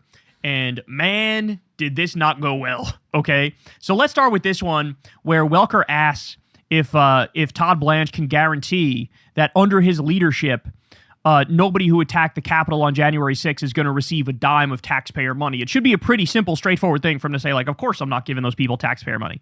Well, he can't say that. Now, can he? Here we go. Law enforcement, we're not. Let's, on this issue of January 6th, your confirmation was actually held up over the so-called anti-weaponization fund. I just want to remind folks what that means. That would have effectively paid people who felt they were in some ways wronged by the federal government and could have included people who attacked the Capitol on January 6th. You signed a document, you testified under oath that the fund is dead. But President Trump has said he wishes it weren't. If the president asks you to revive the fund, will you tell him no? Well, the president has said it's dead as well. So you can, and as the president has said that he very strongly believes that those that had this Department of Justice weaponized against them should be compensated, that he's going to continue to say that. He said it's up to you. He was just asked about it. He said effectively it's up to you what to do about this. So, and I've said repeatedly it's dead. And he has also said it's dead. He said it in a cabinet meeting with the press there. And so I think there's this, it might be enjoyable for the media to continually ask me about whether the fund is really dead. And there is no fund. No money went from the Treasury to any account. There were no commissioners established. And so there is no fund. There will be no fund. I've said it repeatedly. And the different angles coming, almost every time I speak with the media, someone says, well, wait, is it really dead? And I say, yes, it is. And then the next interview I give, somebody will say to me, is it really dead? Now, the reason why people are asking about that is because they need to sign something which validates it, and they're refusing to sign it. And they've left loopholes in the wording of the document that allows them to basically give the money to the January 6th insurrectionists and terrorists in a different way. And so all they're trying to do is legal ass covering, legal maneuver to cover their asses, while also Trump is trying to make sure to pay the January 6th insurrectionists and terrorists, and also to continue to give himself immunity from audits and any IRS enforcement against him, legalizing him and his family to commit tax crimes. Okay? And they're actually, oh no, everything's fine. We haven't done anything weird or anything bad. We promise. No, bitch, we're following this shit closely and we know what y'all got cooking. And I promise you I will say, yes, it is dead. So you're saying you rule out ever reviving it, but just to be very clear, can you guarantee that under your Department of Justice, anyone who attacked the Capitol on January 6th will not receive one dime of taxpayer money if they file a claim against the federal government? Well, anybody can file a claim against the federal government. See? All they did was stopped one avenue for them to get these payments out, but they have other plans cooking to give these terrorists money in other ways. Just anybody associated with January 6th. I'm not going to sit here and say on a news program whether a litigation that may or may not happen will result in money. I can't do that. So what I will say is that there's a process in place for decades where somebody that believes they've been wronged or a tort's been committed against them by the federal government can seek redress. And I'm beyond that, I'm not going to comment about hypotheticals of what will happen in any of those cases. So potentially they could get paid under another stream of government funding, but not the anti-weaponization fund. when you say they could get paid, what is their claim? Is it somebody the who pled Justice guilty? Department's judgment fund. No. So right, but when you say they could get paid, anybody who sues the federal government could get paid. It depends on the facts. It depends on the circumstances. It depends on what it's alleged the government did. And so I don't know the circumstances of any hypothetical case, and I'm not going to comment on a hypothetical case today. But there is a process in place where if you believe that you've had a tort committed against you by the government, whether it's slipping on ice outside of a federal post office or a law enforcement officer assaulting you, you are allowed to seek compensation. Remember, guys, this guy is a complete and total hack. This is the guy who illegally went after Letitia James with political persecution. This is the guy who went after the Southern Poverty Law Center, who went after James Comey, okay? This is the guy who led the Epstein cover-up and gave Ghislaine Maxwell a sweetheart deal in a resort fake prison, okay? This is the guy who purged FBI officials and made sure that only ones who were loyal to Trump stuck around. This is the guy who defended all of the January 6 terrorists, even the ones who assaulted cops. So he's bad news. All right, more. Welker asks, how is Trump's pardon of 172 people who assaulted police officers consistent with your pledge to always protect law enforcement? You appeared with President Trump at the Nassau County Police Academy on Friday. You made some comments that did get a lot of attention. I want to play it, get your reaction on the other side. Take a look. My administration and my Department of Justice, if anybody touches a federal law enforcement officer in any way inappropriate, we will prosecute them to the fullest extent of the law. And yet, Mr. Attorney General, on President Trump's first day in office, as you know, he pardoned everyone who attacked the Capitol on January 6th, including 172 people who pleaded guilty to assaulting police officers. How is that consistent with your pledge to always protect law enforcement? There's nothing inconsistent about that. The president's pardon powers. Yeah, there's nothing inconsistent about that. All I said was if you lay a finger on, federal law enforcement, you'll definitely go to prison. And you're pointing out an instance where people laid fingers on federal law enforcement, and not only did they get a pardon, but also we're literally trying to pay them tax money right now. That is like the definition of a contradiction. Like, what the fuck? Any president's pardon powers are not limited. So when I say, and what the Department of Justice says, and when the FBI says, like we're saying, and every U.S. attorney is saying, that if you assault law enforcement, we will prosecute you to the fullest extent of the law, that is absolutely what President Trump expects, absolutely what I expect of our prosecutors, and that's completely separate from any president's ability to pardon. What he means by that is like, if you protested ICE, we'll lock you up. If you were handing out pamphlets that were anti-ICE in nature, we'll lock you up. But if you're a right-winger and you assault cops for Trump, then we'll pay you and you'll be free to go and you'll be a hero. He did the opposite of that effectively. I mean, on January 6th, police officers were beaten with baseball bats and flagpoles. Do you believe it was wrong to pardon the people who assaulted police officers on January 6th, given that you have vowed to protect law enforcement? Every attorney general vows to protect law enforcement, including me. And so I just can't say it. This guy, you know, he reminds me of the kid in class who's trying to bullshit his way through a book report that he didn't read the book. That's what this guy reminds me of. It's like, you're just bad at this job. Like, but the only reason he has this job is because he's such a weasel and he sucks Trump's farts out of his asshole. That's the only reason he's in this position. But like, he's actually bad at communicating and like getting a point across. No, I'm not opining or in any way saying what President Trump did is wrong. Absolutely not. By the way, isn't it inconsistent with what you said, though? Is absolutely it not. There's with your pledge? No, there's a difference between saying we will prosecute anybody. If later a president chooses to pardon that individual, that is the president's right under our Constitution. Do not forget that a few days before President Trump pardoned the individuals associated and who had pled guilty to the conduct on January 6th, President Biden pardoned hundreds and hundreds of criminals, many of whom were quite violent. So that's his right to do that, just like it's President Trump's right to do that. But what message does it send to police officers that people who assaulted them were pardoned? The message to police officers is consistent and same every single day, which is that we will protect you. And by the way, that's a little bit interesting coming from a place where we see violent protests breaking out all over the country, in New Jersey, in Minneapolis, in Seattle, in California. Oh no. And instead of there being a full-throated defense by leadership on the Democrat side, on the Republican side, what you have is it's as if we're doing something wrong by saying we will protect law enforcement and we will prosecute those who assault law enforcement. We're not. This guy has the most punchable fucking face and voice I've ever heard in my life. All right, so now Kristen Welker asks, would you take the president's opinion into consideration when he says, I think this case should be revived? Presumably talking about like the political persecution cases against all of Trump's political enemies. Should the president have a voice in individual prosecution decisions at all? Every American has a voice in prosecutions, and we hear... Oh no! So separation of powers, the independence of the DOJ, he's like, technically everybody can give opinions on like what they think we should do and stuff, bro. But like Trump's is no different from Steve down the street who's a fisherman. You know what I'm saying, dog? Oh my God. Oh, you're so bad, bro. Just retire. From Americans all the time. As a matter of fact, many of our investigations start with an American citizen coming forward and saying they saw something. And so whether President Trump should have a, quote, voice, it depends. Would But you yes. take his opinions into consideration when he says, I think this case should be revived? Will you take that into consideration? So hold on. Will I take the President of the United States' view on something into consideration? Yes. This is so bad. He's acting like, bro, I mean, this is just normal and totally reasonable. No, you fucking jack weasel.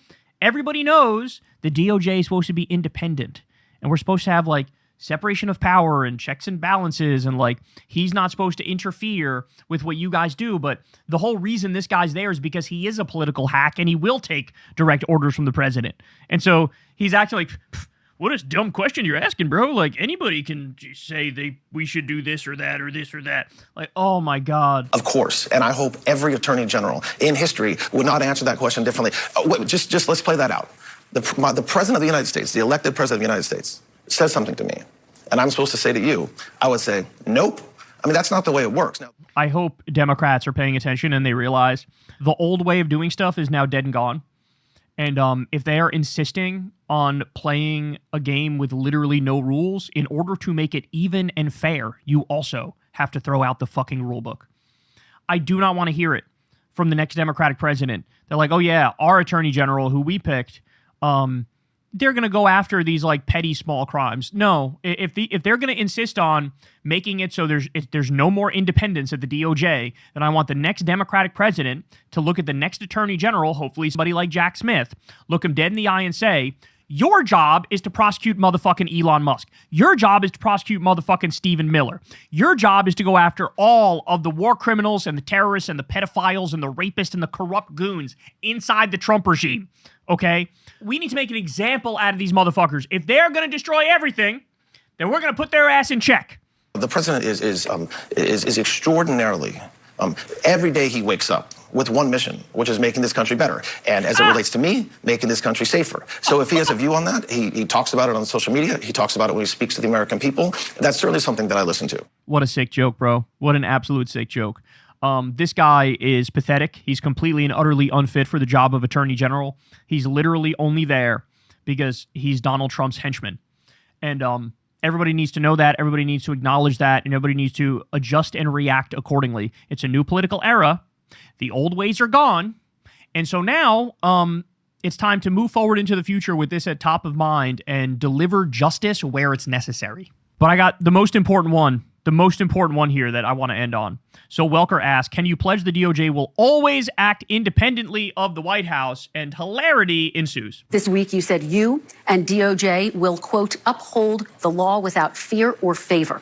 You, of course, used to be President Trump's former personal defense attorney. Can you pledge that the Justice Department will always act independently of the White House?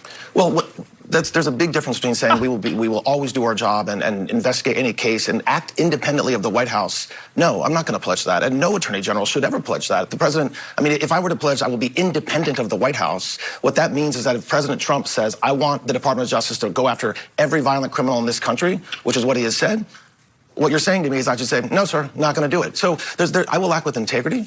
Our prosecutors will act with integrity. We will prosecute without fear or any sort of favor. And that's exactly what we've been doing, and that's what every Department of Justice should do. Well, I guess big picture, if the president asks you to do something that you feel crosses an ethical or legal line, would you do it? The president will never ask me to do something unethical or legal or illegal. He never... Fucking ordered the last election in 2020 to be overthrown. Ordered the fake elector slates. Tried to stay in power. He would never ask me to do something. Are you fucking kidding me, bro? Never has. He never will. And no, I swore to the Constitution of the United States, like every cabinet secretary has done, and like every attorney general before me has done. And so this narrative that's mostly pushed by the left and pushed by the media, that the president's going to pull me aside and ask me to do something illegal, is completely a false narrative, not true, will not happen, and hasn't happened. Okay, here's my theory. I think Trump has blackmail on this guy. He's so bad at this job, and he's such a little Trump weasel cuck bitch, that I'm convinced that in the same way Israel has blackmail on Trump, that they can get him to do whatever they want, I think Trump has blackmail on this guy, where it's like, You're going to do what I want, Todd. If you don't do what I want as Attorney General, don't forget, I'll release the tapes, Todd. You don't want the world to see you wearing assless chaps, dancing around with blush on your cheeks, wearing a wig, beating your tiny micro penis, Todd. You don't want people to see that? You're right, sir. I don't want people to see that. All right, Todd. Go out there and defend me every way possible and do my bidding. Go after whoever I want you to go after. Yes, sir. I swear I'll do it. That's what I think is going on, because there's no other way you can describe this level of being a failure. Hey, y'all, do me a favor and like and subscribe. It helps out big time in the algorithm. Click the bell as well for notifications when videos drop, and watch that video on screen right now. You know you want to. So Democratic leader Hakeem Jeffries went on Meet the Press, and, he was talking about the recent slate of massive Democratic wins across this country, the high-profile primaries that have happened, the insurgent DSA wing, left-wing flank of the party, basically like the left-wing Tea Party, if you will. And, man, what you're about to see here is just incredibly pathetic and disappointing. And, look, it's a fatal error in this political moment. What you're about to see is a fatal error, because this sort of stuff infuriates the Democratic voter base now in a way that in 2018 it didn't. In previous election cycles, it didn't. But the Democratic voting base has woken up to the horrors of MAGA, but also to what it takes to defeat MAGA.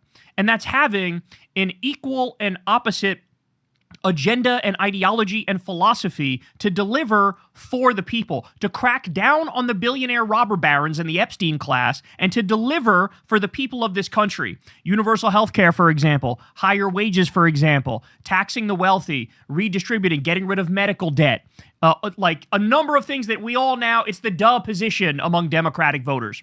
So here's Hakeem Jeffries, and this is what he says on Meet the Press. It sounds like you're saying ICE should be reformed, not abolished. So just to be very clear, would you bring a vote to actually abolish ICE to the House floor? Do you think that goes too far? What I've said is that we're committed to dramatically reforming ICE in a variety of different ways, consistent with what the American people want us to do. In other words, the mask should come off. Body cameras should come on. Judicial warrants should be required before ICE can storm into the homes of the American people, rip them out of their bed in the dead of night, and try to detain them without justification. We also need to make sure that ICE agents are actually subject to prosecution at the state and local level so that they can be held criminally accountable when they break the law. That's not what's happening right now. When you have a Justice Department under Todd Blanche, for instance, that's become a wholly owned subsidiary of the Trump cartel and Donald Trump's extreme agenda, as opposed to standing up for the rule of law. Let me decode that for you. No, I don't want to abolish ICE. I want to quote-unquote reform ICE. Here's the problem with that. ICE is not a government agency. It is a criminal gang. It's not something that's reformable. By the way, it was created in 2003. For those of you who think like, oh, this has been around since the founding of the country. How could we do without such an institution? How are we going to regulate immigration in this country? We were able to do it prior to 2003 just fine. We didn't have a Gestapo paramilitary that was mass kidnapping people and abducting them and human trafficking them, okay? We had a constitution that wasn't trampled on by these psychopaths. That happens every day now. This is what they do. Now, mind you, has Hakeem Jeffries said a word about the 4,200 people that are missing because of ICE? Has he said a word about that? This is why they're not reformable. This is why we've had over 50 people die in ICE custody. They've shot a number of innocent people in the face. They're alleged to have done slavery and are doing slavery at their detention camps, which are really concentration camps. You have a litany of criminals who are joining ICE because they're criminals and ICE gives them carte blanche to commit crimes where they wear a badge and feel like it's acceptable. Okay? We've covered them assaulting an 84-year-old married couple. They shot a priest in the face with a pepper ball. They tear gassed a baby. They ran over journalists with cars. They ran over cops with cars. They zip-tied naked kids and threw them in the back of a U-Haul van, and you want to motherfucking reform that? How you going to reform that? Sorry, you can't. The kids can't be naked. when you zip tie them and throw them in the back of the U-Haul van. They have to be clothed. If they're clothed, then it's acceptable. Then it's the moderate position. I'm not in favor of the extremist position of abolish ICE. Here's the point. The point is, it is the moderate position to abolish ICE. That is the centrist position. That is the logical position. Because like I said, it was created in 2003, and it is not just a government agency. It is a criminal cartel. It is a gang. And so for the Democratic leader to take this position is pathetic. It's embarrassing. You're witnessing MAGA fascism rip through this country. And Hakeem Jeffries is trying to find a middle ground on the fascism. There is no middle ground on fascism. You oppose fascism or you die and you get run over by the fascists. There is no middle ground. It's insane for him to take this weak-ass position in this moment. Guys, I'm sorry, the Democratic base is not going to stand for it anymore. You have, like, Minnesota was motherfucking terrorized by ICE. Terrorized. And now they have to sit there and listen to Hakeem Jeffries do some mealy-mouthed bullshit? No shot, bro. No shot. All right, but let me keep going because he's not done yet embarrassing himself and letting everybody down who's a Democratic voter. Do you personally support Medicare for all? No, as you indicated, I haven't co-sponsored the Medicare for All legislation that has been introduced over the last several years. I do think we need to figure out how to fix our broken healthcare system and then build something better once we repair the damage that has been done. Now, that will include doing things like extending the Affordable Care Act tax credits. Motherfuckers talking about tax credits? You talking about tax credits? Oh, my days. No, we're not doing this. We are not doing this. A study just came out. 114,000 people die every year because we don't have Medicare for all. In other words, our for-profit health insurance system murders 114,000 people a year for corporate profits so CEOs can buy a yacht and get a bigger yacht that has the smaller yacht fit inside the bigger yacht. And you're out here talking about motherfucking tax credits at a time when, because of Trump's big bullshit bill, up to 742 rural hospitals are going to close, okay? 18 million people are getting kicked off their Medicaid and losing their Medicaid, and you're talking about fucking tax credits? Oh, my days. Oh, I'm done, bro. I am done with this shit. Like extending the Affordable Care Act tax credits so that more than 20 million people who have seen their health insurance premiums skyrocket, in some cases by up to $1,000 a month. That's not sustainable, and that's something that Donald Trump and Republicans have visited upon the American people. Breathe, Kyle. Very clear, though, as a Democratic leader in the House, would you vote for or against Medicare for all? I think, as you've indicated in your question to me, it's not legislation that I currently am co-sponsoring or that I support. Okay. But we do support the notion that we've got to find a path forward to fix our broken healthcare system and make healthcare affordable for every single. The only way to do that is Medicare for all, by the way. The reason he's taking this position, you guys need to know this. The reason he's taking this position is he wants to raise money from for-profit health insurance companies. He wants to raise money from the mafia parasite middleman who gets in between you and your doctor and robs you blind. That's why he's taking this position. That's also why he takes positions that are soft on Wall Street. That's also why he's not vocally out there trying to end the illegal war against Iran or the genocide in Gaza. Because he wants money from the Israel lobby. He wants money from the military-industrial complex. He's got to go. He's got to go. He's got to go. He's got to go. He's got to go. He's not fit for this money. He needs to step down for this moment. He needs to step down. He needs to retire. Ladies and gentlemen, I looked at the polls right before I came on air. The percentage of Democratic voters that support Medicare for all, the low percentage is 75%. The high number is 90%. 9 out of every 10 Democratic voters supports Medicare for all.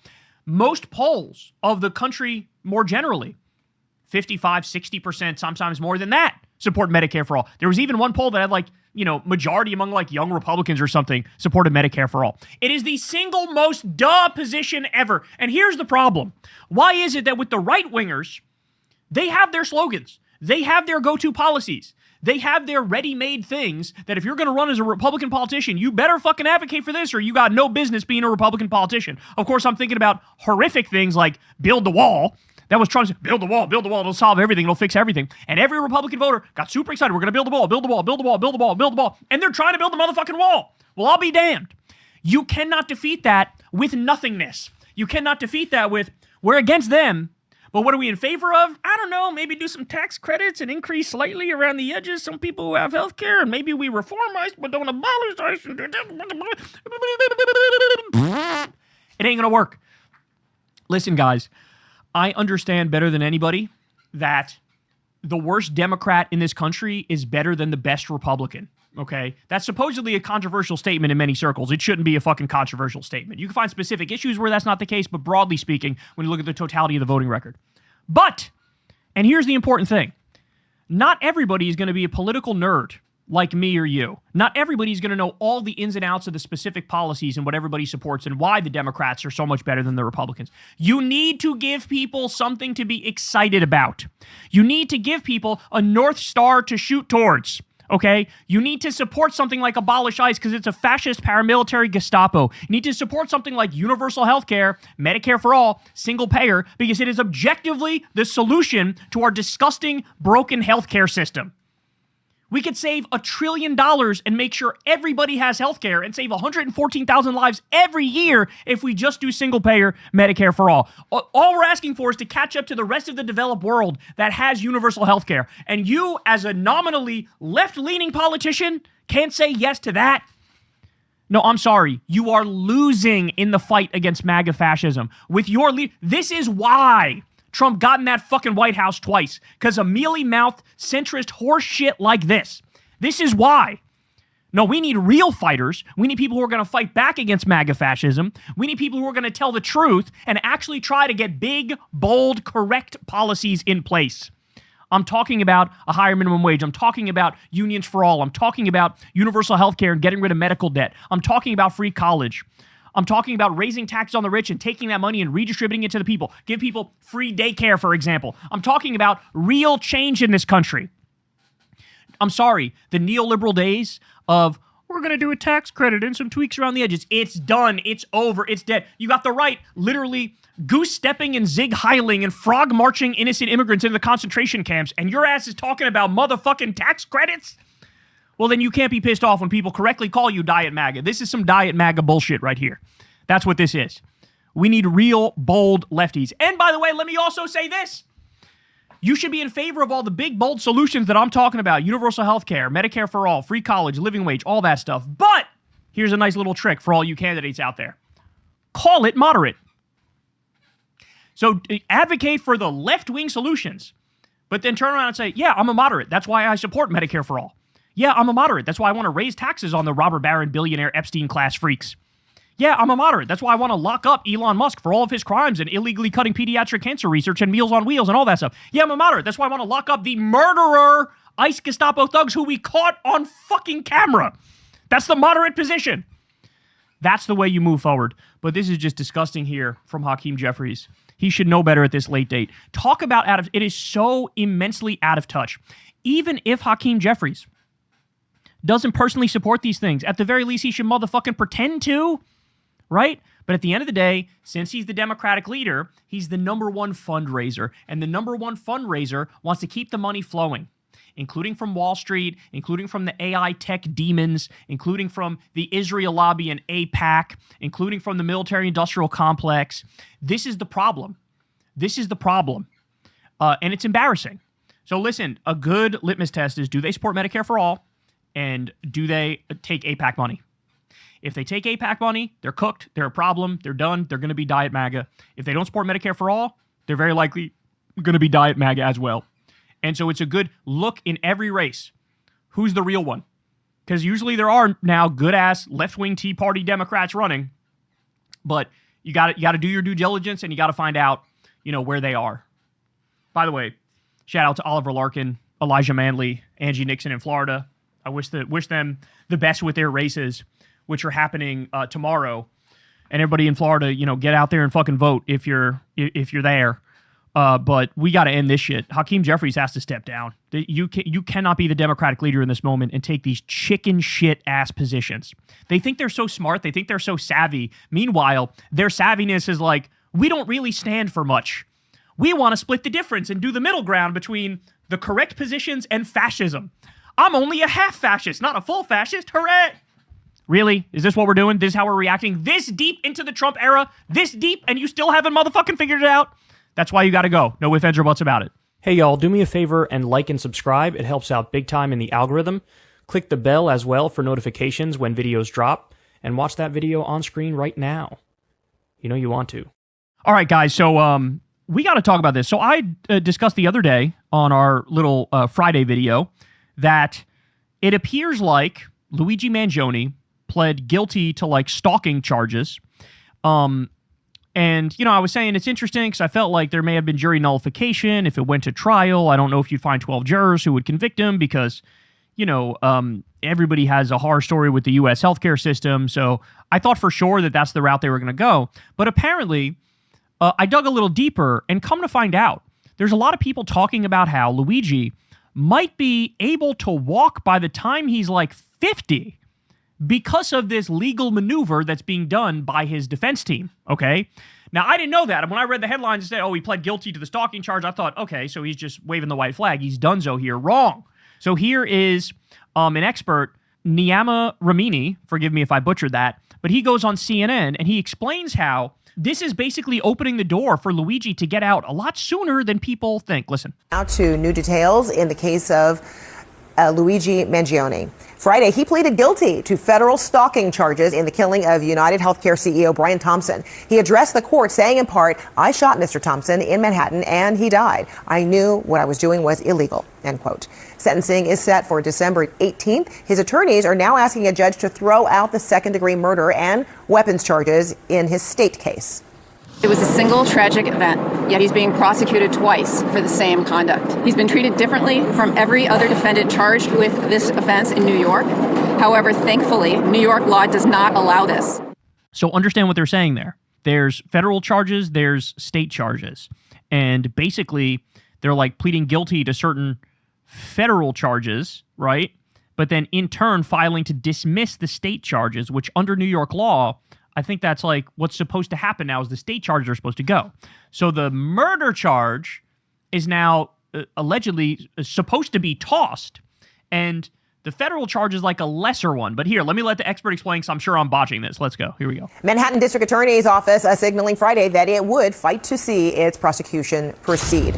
Former federal prosecutor Nima Rahmani is joining me right now. All right, Nima. So, you know, does this guilty plea in federal court make it harder, if not impossible, for New York State to pursue its case against Mangione? Fred, it does. And this may ultimately go down as one of the most botched federal prosecutions in American history. One of the most botched prosecutions in American history?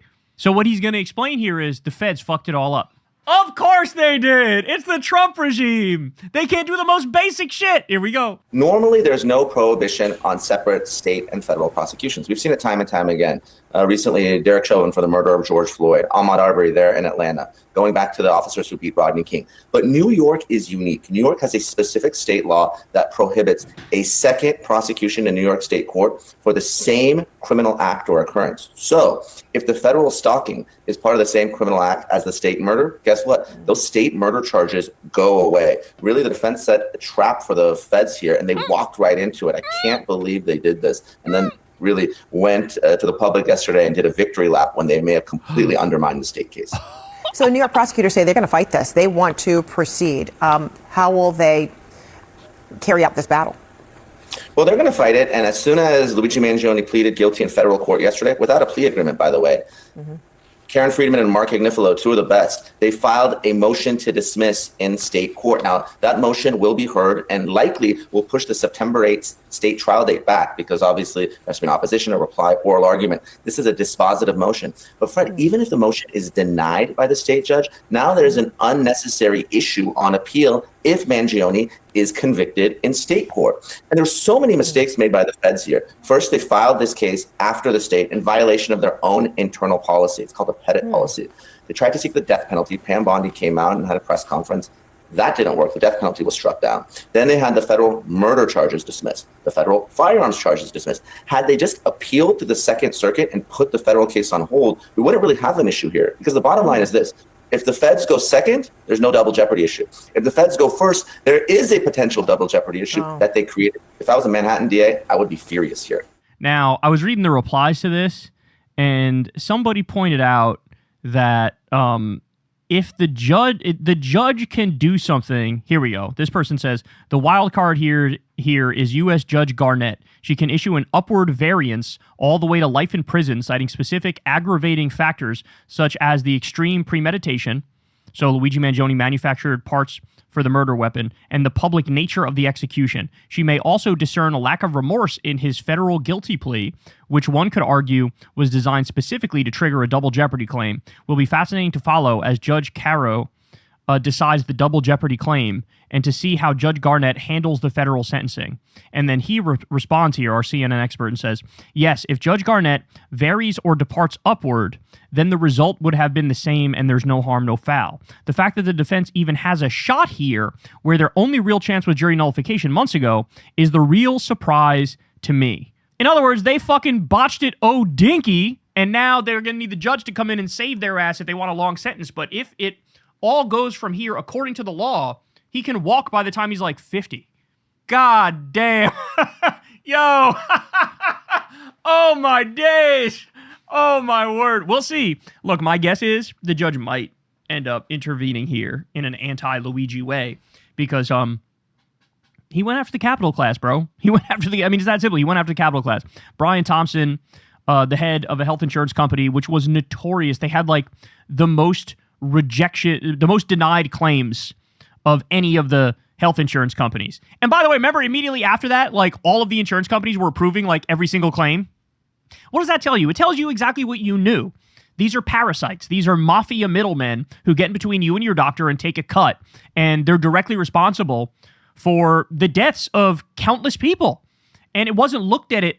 People didn't look at it like that until the system got totally out of control. And now everybody feels on some level that like, this is just a dirty business filled with death and destruction.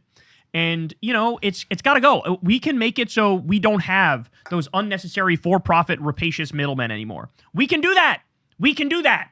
So, but anyway, I digress. The Trump regime may have fucked this up to the point where Luigi's going to walk earlier. I'll be damned. Hey, y'all, do me a favor and like and subscribe. It helps out big time in the algorithm. Click the bell as well for notifications when videos drop. And watch that video on screen right now. You know you want to. So this right here is going mega viral, and I wanted to share it with you guys. So we have a county meeting in East Tennessee, and you have a representative of the Flock company here. That's the company with those mass spying cameras that they're putting up all over the fucking place now. So this guy is being grilled at this county meeting, and one of the officials here, one of the local officials here, asks a whole bunch of incisive questions and then absolutely drops a bomb at the end of this that you have to see to believe. So let's watch and we'll break it down. Here we go. Thank you, Mr. Chairman. Thank you for being here. Did you say that flood cameras require warrants? No. They don't require warrants? Did you say that flood cameras don't use AI? Correct. They do not use generative AI. They use machine learning. They don't use AI? Correct. There's a difference between machine learning and generative AI. Can you explain? No, I just have a webpage here from your company. Right here it says leveraging AI-powered technology to keep employees safe, and then it goes on to talk about harnessing Flock Safety's AI-powered technology to enhance employee safety. So, does your system log, track, and store the movements of law-abiding citizens in Sullivan County? Log, track, and store the movements. What do you mean by movements? Their car, where they're going. We do not know where people are going now. But you do log where, their car, the make and model of their vehicle, whether it's got like a bike rack, dents on it, and sort of thing. As the vehicle passes a camera, we do log this information. If a resident wants to opt out of that, can they, while they're going to church or work or the grocery store, can they say, I don't want to be part of that surveillance dragnet? Can they opt out of it? There's no opt out. Can you guarantee that no federal agency, out-of-state entity, or third-party partner can access that sort of data without explicit approval? Yes. So there's no backdoor for federal agencies. No. Do you really expect us to believe that? How many times has Flock been used illegally or inappropriately? I can't answer that question for you. The answer is between 50 and 100 times. How many people have been arrested for using Flock illegally? Can't answer that for you. The answer is at least 28. Who foots the bill for Flock? How much is it per year for Sullivan County? What do you guys? What is your contract for? It's $33,000. $33,000.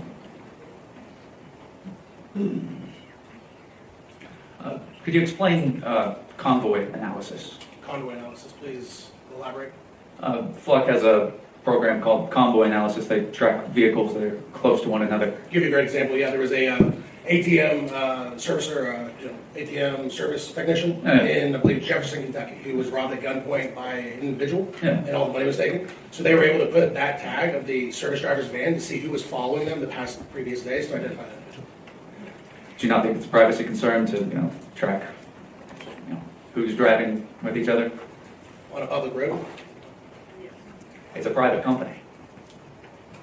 Accessing your data? Yes. Right, we do not access your data. Only law enforcement can access your data. How do you get the data then if you don't access it?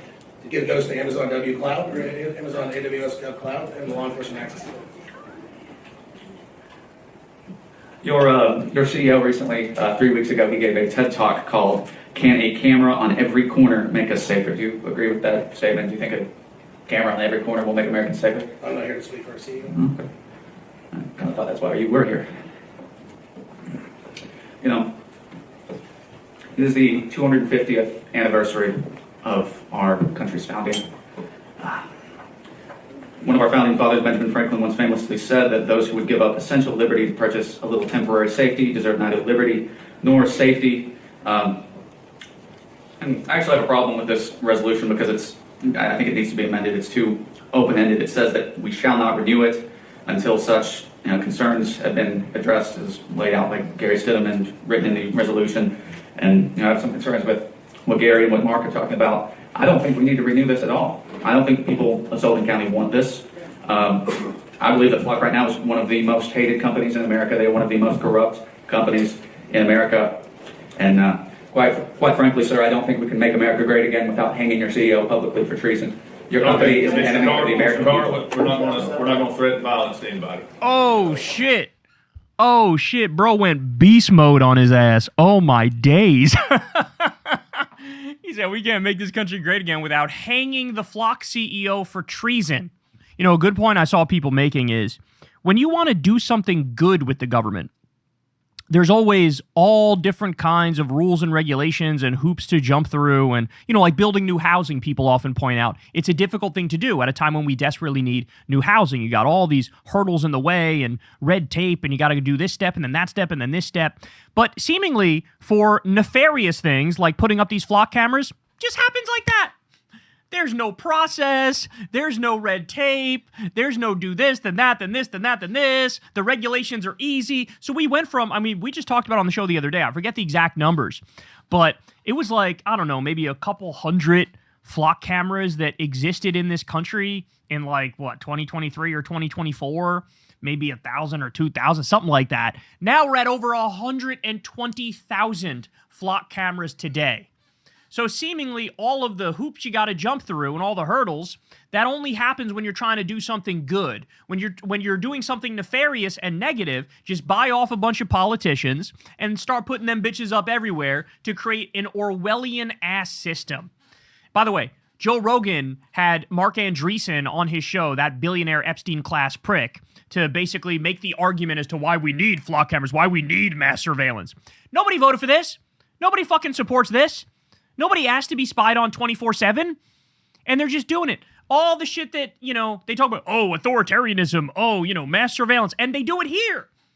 Even Republicans talk about it all the time. They're against this too, but their politicians are delivering this shit here.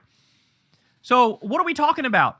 It's absolutely disturbing. It's absolutely disgusting. This is one of those things that truly is across partisan lines.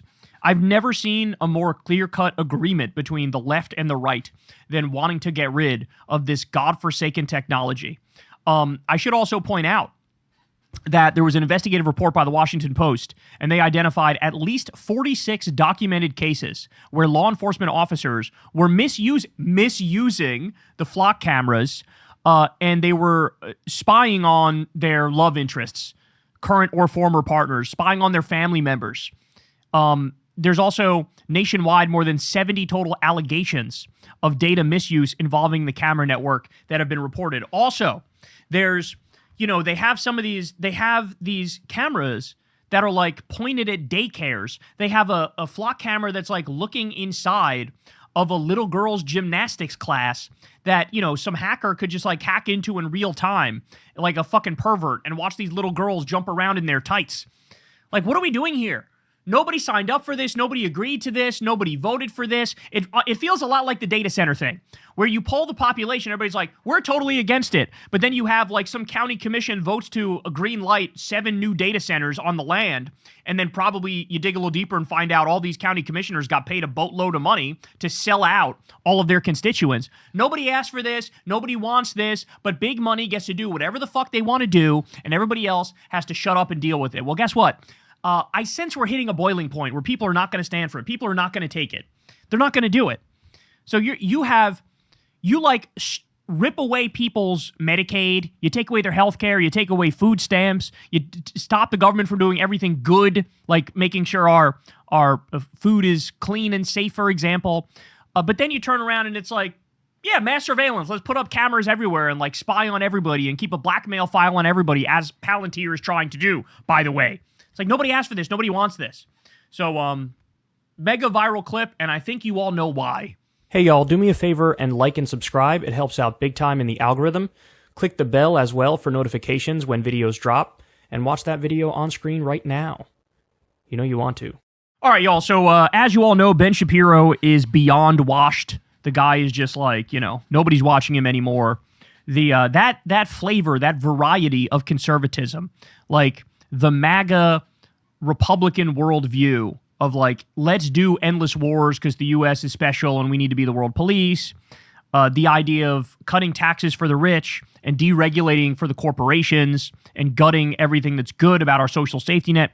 That idea, everybody hates it. Nobody likes it, right? Like the popular idea on the right was we're anti-war, we're isolationist, we're anti-establishment. Like there was a flavor of anti-establishment politics on the right that resonated with people. Now, it was always bullshit, and I was one of the ones warning everybody it's been bullshit from the beginning.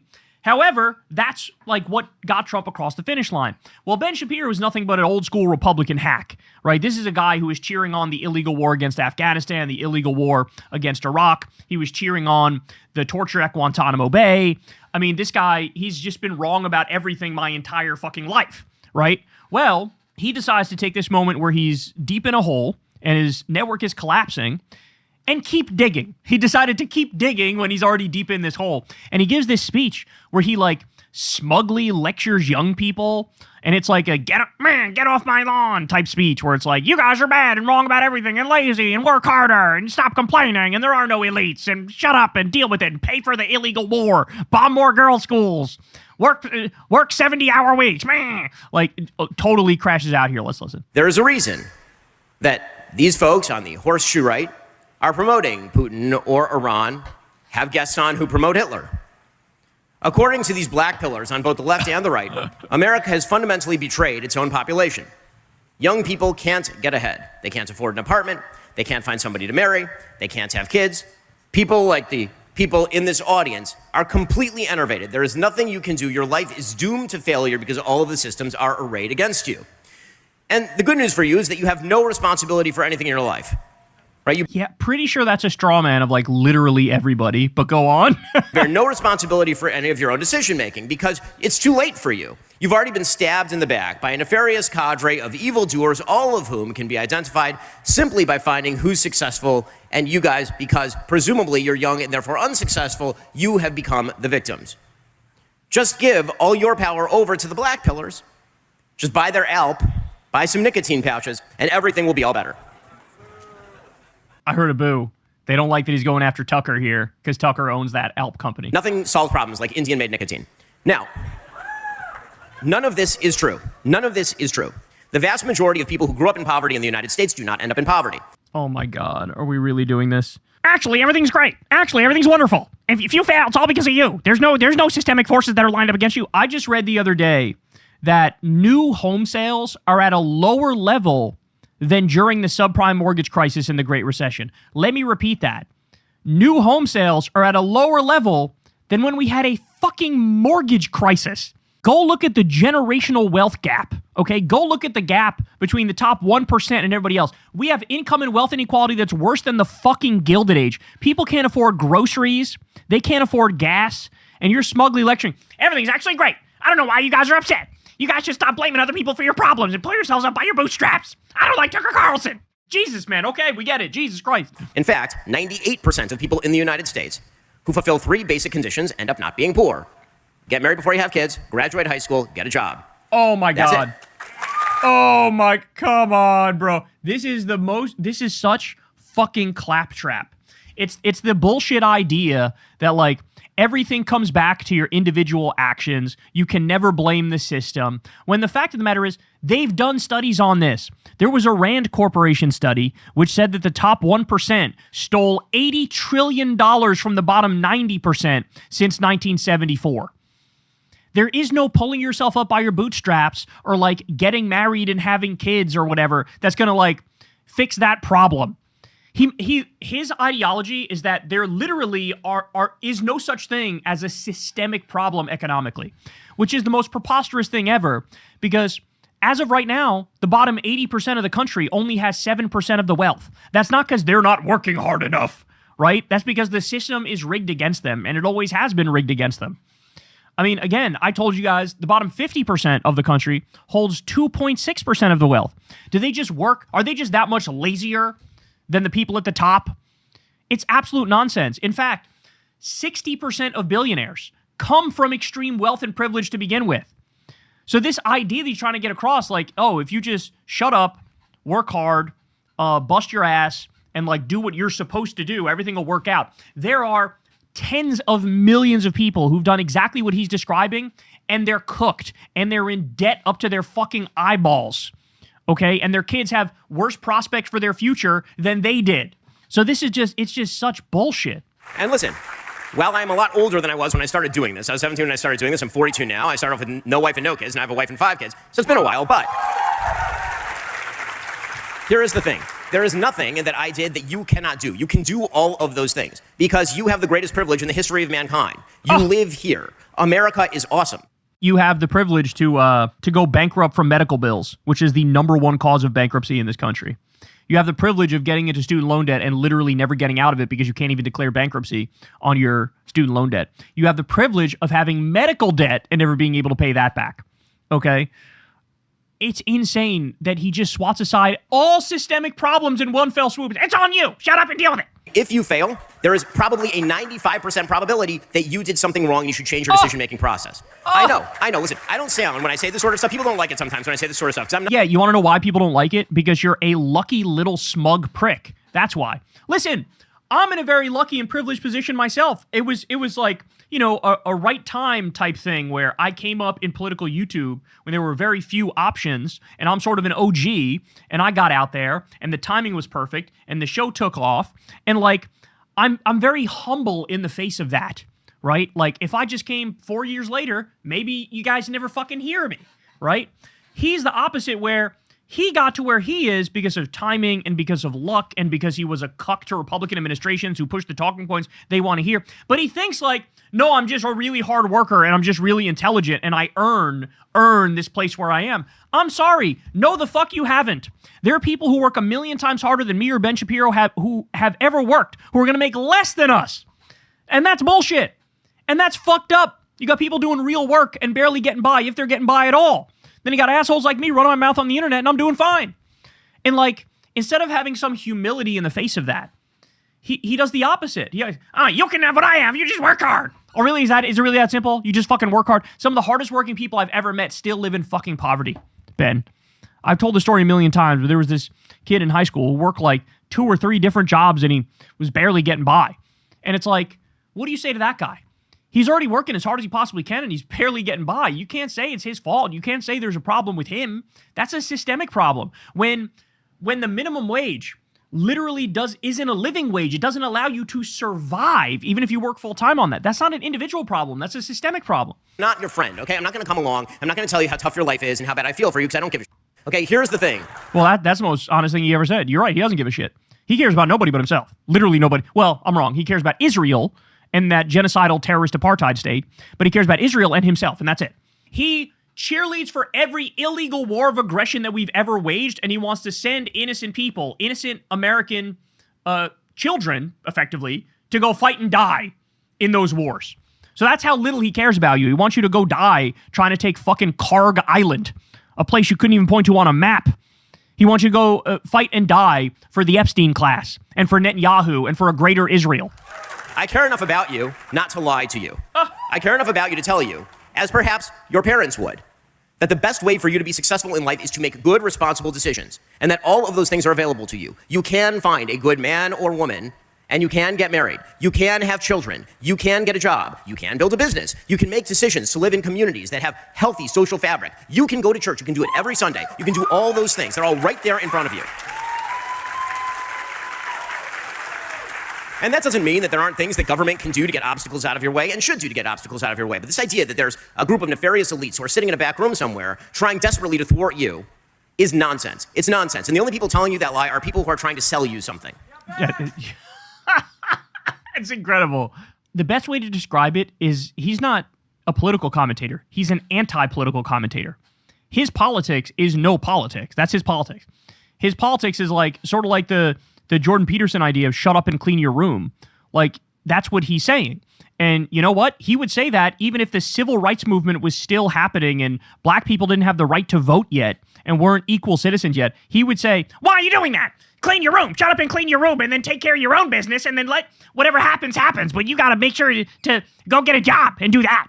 And it's like, I don't know how to tell you this, bro, but sometimes problems are systemic. Sometimes something is political in nature. Not everything is personal. Not everything is individual. Not everything is, pull yourself up by your bootstraps. And it's like a genuinely childish notion that collective action is always useless. But the fact of the matter is, the reason he says that is because he's just against what people would collectively advocate for. People would collectively advocate for universal health care and paid vacation time and ending the wars and taxing the rich. And like all of those things he's just against because he doesn't want to pay more taxes himself. So he just makes it seem like it's immoral to go down that path, or you're being lied to when people tell you that we should raise the minimum wage and have strong unions and all that stuff. It's so dishonest. It is so dishonest. And this kind of conservatism is just absolutely positively dying. I mean, the idea that you have a multimillionaire here smugly lecturing young people to shut up and go to work and don't complain and there are no elites, basically. I don't know, bro. When I watch the president insider trading every single day, I think there are some elites. When you look at the Epstein files and you see that it's a literal cabal of billionaire pedophiles and Donald Trump is protecting them and probably a co-conspirator with Jeffrey Epstein himself, I think it's a big club and I think we're not in it. Okay? I think you picked the worst possible time to make this argument when everybody now understands the factual reality that are class politics. They go, oh shit, no, they actually have class solidarity. They're actually looking out for each other. It's like a giant frat where they drink the blood of babies and have sex with children and rob the world blind. And there's bench people going, shut up and go work at the Arby's. That's all you got to do. Why are you asking questions? There's no cabal. There's no elites. What's your problem? My problem is you and the exact politics that you perpetrate and the fact that you're running cover for the most immoral people among us, the billionaire, robber baron, Epstein class freaks. All right, y'all. That's the show, man. Love y'all very much. You guys know the deal, bro. Everybody do me a favor. Subscribe to the channel and click that bell icon. You could also support the show on Patreon, link below. Thank you for everybody who does do that. We couldn't make this show what it is without you because this is real independent media. So shout out to you for giving $1 a month, $2 a month, $5 a month, whatever it is. You can also sign up for Crystal Kylan Friends on Substack, link below. And go sub to Corin's World and come hang out with us tonight, y'all. I'll see you there. Peace out. Hey, y'all, do me a favor and like and subscribe. It helps out big time in the algorithm. Click the bell as well for notifications when videos drop. And watch that video on screen right now. You know you want to.